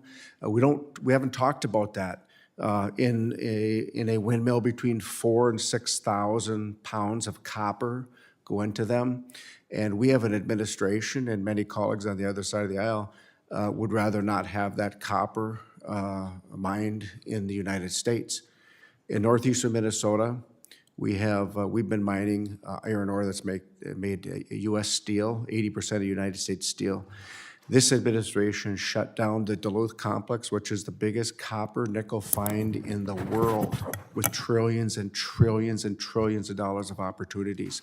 And so we look at that, you look at where those mineral comes from, and that's for another discussion, because I think you'll find that some of these countries are mining these with child forced labor. And the chair now recognizes Representative Gosar from Arizona. Thank you, Mr. Chairman. Now, there isn't oceanfront property in Arizona, but we're still waiting, at least not yet. But offshore energy dominance is crucial for my state, just as it is for those of the Gulf of America. More offshore leads to lower energy prices and therefore more economic security for working Americans. When the industry is certain that it can deploy needed infrastructure without undue regulatory burden, then it can grow and thrive, helping to achieve energy dominance. Now, I didn't say lack of accountability. You didn't hear that part from me. But we do need to pursue other forms of certainty, too. Take 3 Mile Island. It came out of the mothballs just now for 20 years of dependability and energy, talking about these big platforms. That's why pursuits like President Trump's Sovereign Welfare Fund and my act, the Lasso Act, are very important, because I trust the American people to do something about this. And Mr. Chason, I want to say thank you very much to your answer to Ms. Hagerman's aspect in regards for the American people. Because what this Lasso Act does is it puts Social Security in that fund so that they can actually help develop it. I trust the American people to make those decisions. Now, you also brought Mr. Tarpley and Mr. Chason. You talked about 10 years from discovery to getting something out of it. Boy, that's a touch in a bucket. I mean, we've got Resolution Copper talking 30 years, 30 plus years, and we're still going, okay? So President Biden's 625 million acre OCS withdrawal was an attack on the American energy dominance. He committed a similar assault in my state, where he created a 1.6 million acre national monument adjacent but not in the Grand Canyon, restricting uranium mining. And I'd love to have a conversation about that one too. So you're familiar with also the technology that we export, right, Mr. Chason, Mr. Tarpley? How did that affect Lithuania? Can you talk a little bit about Sir, I can't answer. Well, what happened is Lithuania wanted to change away from Russia. And what we had is we didn't have a way to get them the liquefied natural gas. So what you folks did in the energy cycle is you put together these big containers, you liquefied it. They invested in a ship that they actually could decompress it into their gas lines, and voila, they were very independent. So very, very touching. Next one I want to bring out is a blue whale discovery in Vietnam. Okay? So once again, big, huge national asset for them. And what are they doing? They're doing it cleanly because of American natural gas and exploration. I think that's very incredible what you guys do. You're exporting it as well as the techniques, but as well as the energy. Now, I heard a lot of things. I was very upset to hear some of the comments that were used here this morning, just like Mr. Begich from Alaska. You know, these terminologies using, I want to make sure I had this right. Energy sacrifices. Ms. Howell, you can't believe in that, do you? I don't know what you're referring to. Well, we had a gentleman over here from California talk about energy sacrifices, sacrificial zones. Come on now, that's not hardly a conversation worth mattering. That's a name calling, right? Well, I think the name calling might have started with Chairman Stauber's remark about radical environmental extremists. Well, you know, I'll tell you something about that. We're going to find out something about that. I agree. Yeah. We're going to find out from IRS records about who's giving to who on these NGOs. I think that transparency is everything. I'm happy about transparency. Let's let the people decide. Let's bring the transparency out, okay? So, but I think hardly that is a discussion about energy. So we're going to need more energy or less energy coming up here, Mr. Chason? We need more. How about you, Ms. Tarpley? We need a lot more. Ms. Wilson? We're going to need a lot more. How about you, Ms. Howell? I agree. Okay, I mean, I go on my 303 part of my district, it's a road, and every 2 weeks we have a new building going up. And guess what? It's all these data centers. Oh, by the way, I brought up 3 Mile Island, right? Do you know why 3 Mile Island came on board? For exactly that, for data centers. So they're competing with the national folk who are trying to get these affordable prices across the board. Do you see that being in competition, Mr. Chason? Competition? I think it's, AI is going, that data centers are going to be taking more power, more energy than we can produce right now. But competition is going to actually lower the price, right? Absolutely. Thank you. How about you, Mr. Wilson? I'd agree with that. How about you, Mrs.? I think competition across all forms of energy is critical. Thank you very much. And you, Mr. Tarpley? I agree. Competition's good. Thank you. I'll yield back. Thank you. Thank you very much. And last, Representative Tiffany from Wisconsin. Last and least, thank you, Mr. Chairman. We are deciding who's going to win the 21st century right now with these decisions that are being made across America. Is this going to be a Chinese century, or is this going to be an American century? And energy production is at the heart of it. So, Mr. Wilson, I want to take you up to Line 5 in my neck of the woods, northern Wisconsin, Upper Peninsula of Michigan. And there are organizations that are doing everything possible to stop that line from being upgraded. What's going to happen if they are successful? And what's going to happen if they get their way and they're able to shut down Line 5? It's going to be harder to get energy into this country. And it's going to impact the American consumers. Prices, you'll have some impact on price, and you really won't have any environmental benefit. In fact, if they continue to bring the energy into the U.S. using other means, it's going to have a larger environmental footprint. What, if you were to name one single permitting change, what would it be? I'd roll the Clean Water Act 401 permit into the FERC NEPA process. 401 into? The FERC NEPA process. Why is that? FERC already does a water quality analysis. Look, every state should have its say. They should be able to provide input into these permits, but they shouldn't be able to veto these permits any more than they should be able to veto an interstate highway. And so you roll that into a process that is already occurring, is already robust, and already determines whether or not we're meeting the Clean Water Act. So it's duplicative?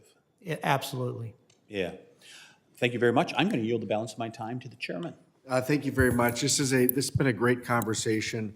I think that one of the things I think you heard on both sides of the aisle, all of the above energy, all of the best will rise to the top. As I gave my example of heating our homes in the northern climates, it's not going to be possible at this moment for alternative intermittent sources of energy to keep me and my family alive. And what we need, I think what we need to do is again, all of the above. I support all of the above. All of the best will rise to the top. For me,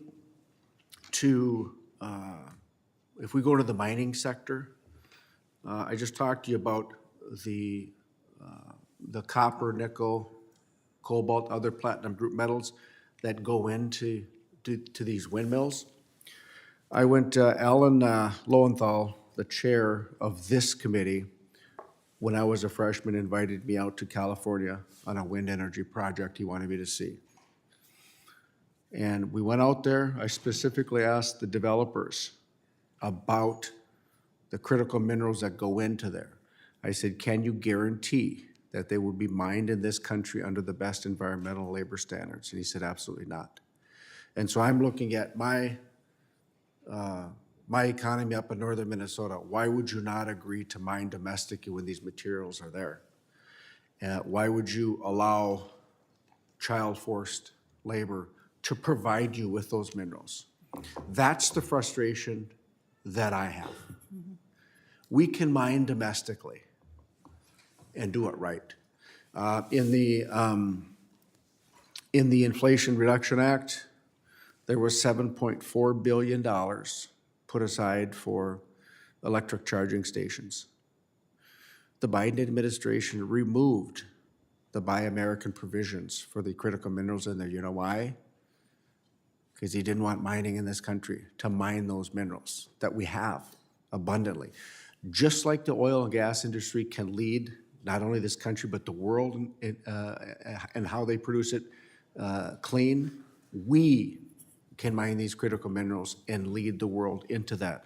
So I would ask Ms. Howell, as you go back and promote your wind energy, that you actually look into those minerals that are mined in the wind generation itself and where they come from, where do you get that from.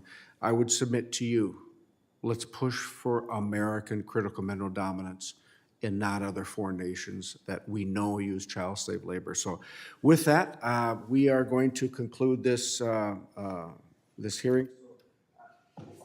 I want to thank all the witnesses for your valuable testimony and the members for the questions. The members of this subcommittee may have some additional questions for the witnesses, and we will ask you to respond to these in writing. Under Committee Rule 3, members of the committee must submit questions to the committee clerk by 5 p.m. on Friday, February 14th. The hearing record will be held open for 10 business days for these responses. If there is no further business, without objection, the committee stands adjourned. Thank you. Thank you. Peg, nice to meet you. Likewise.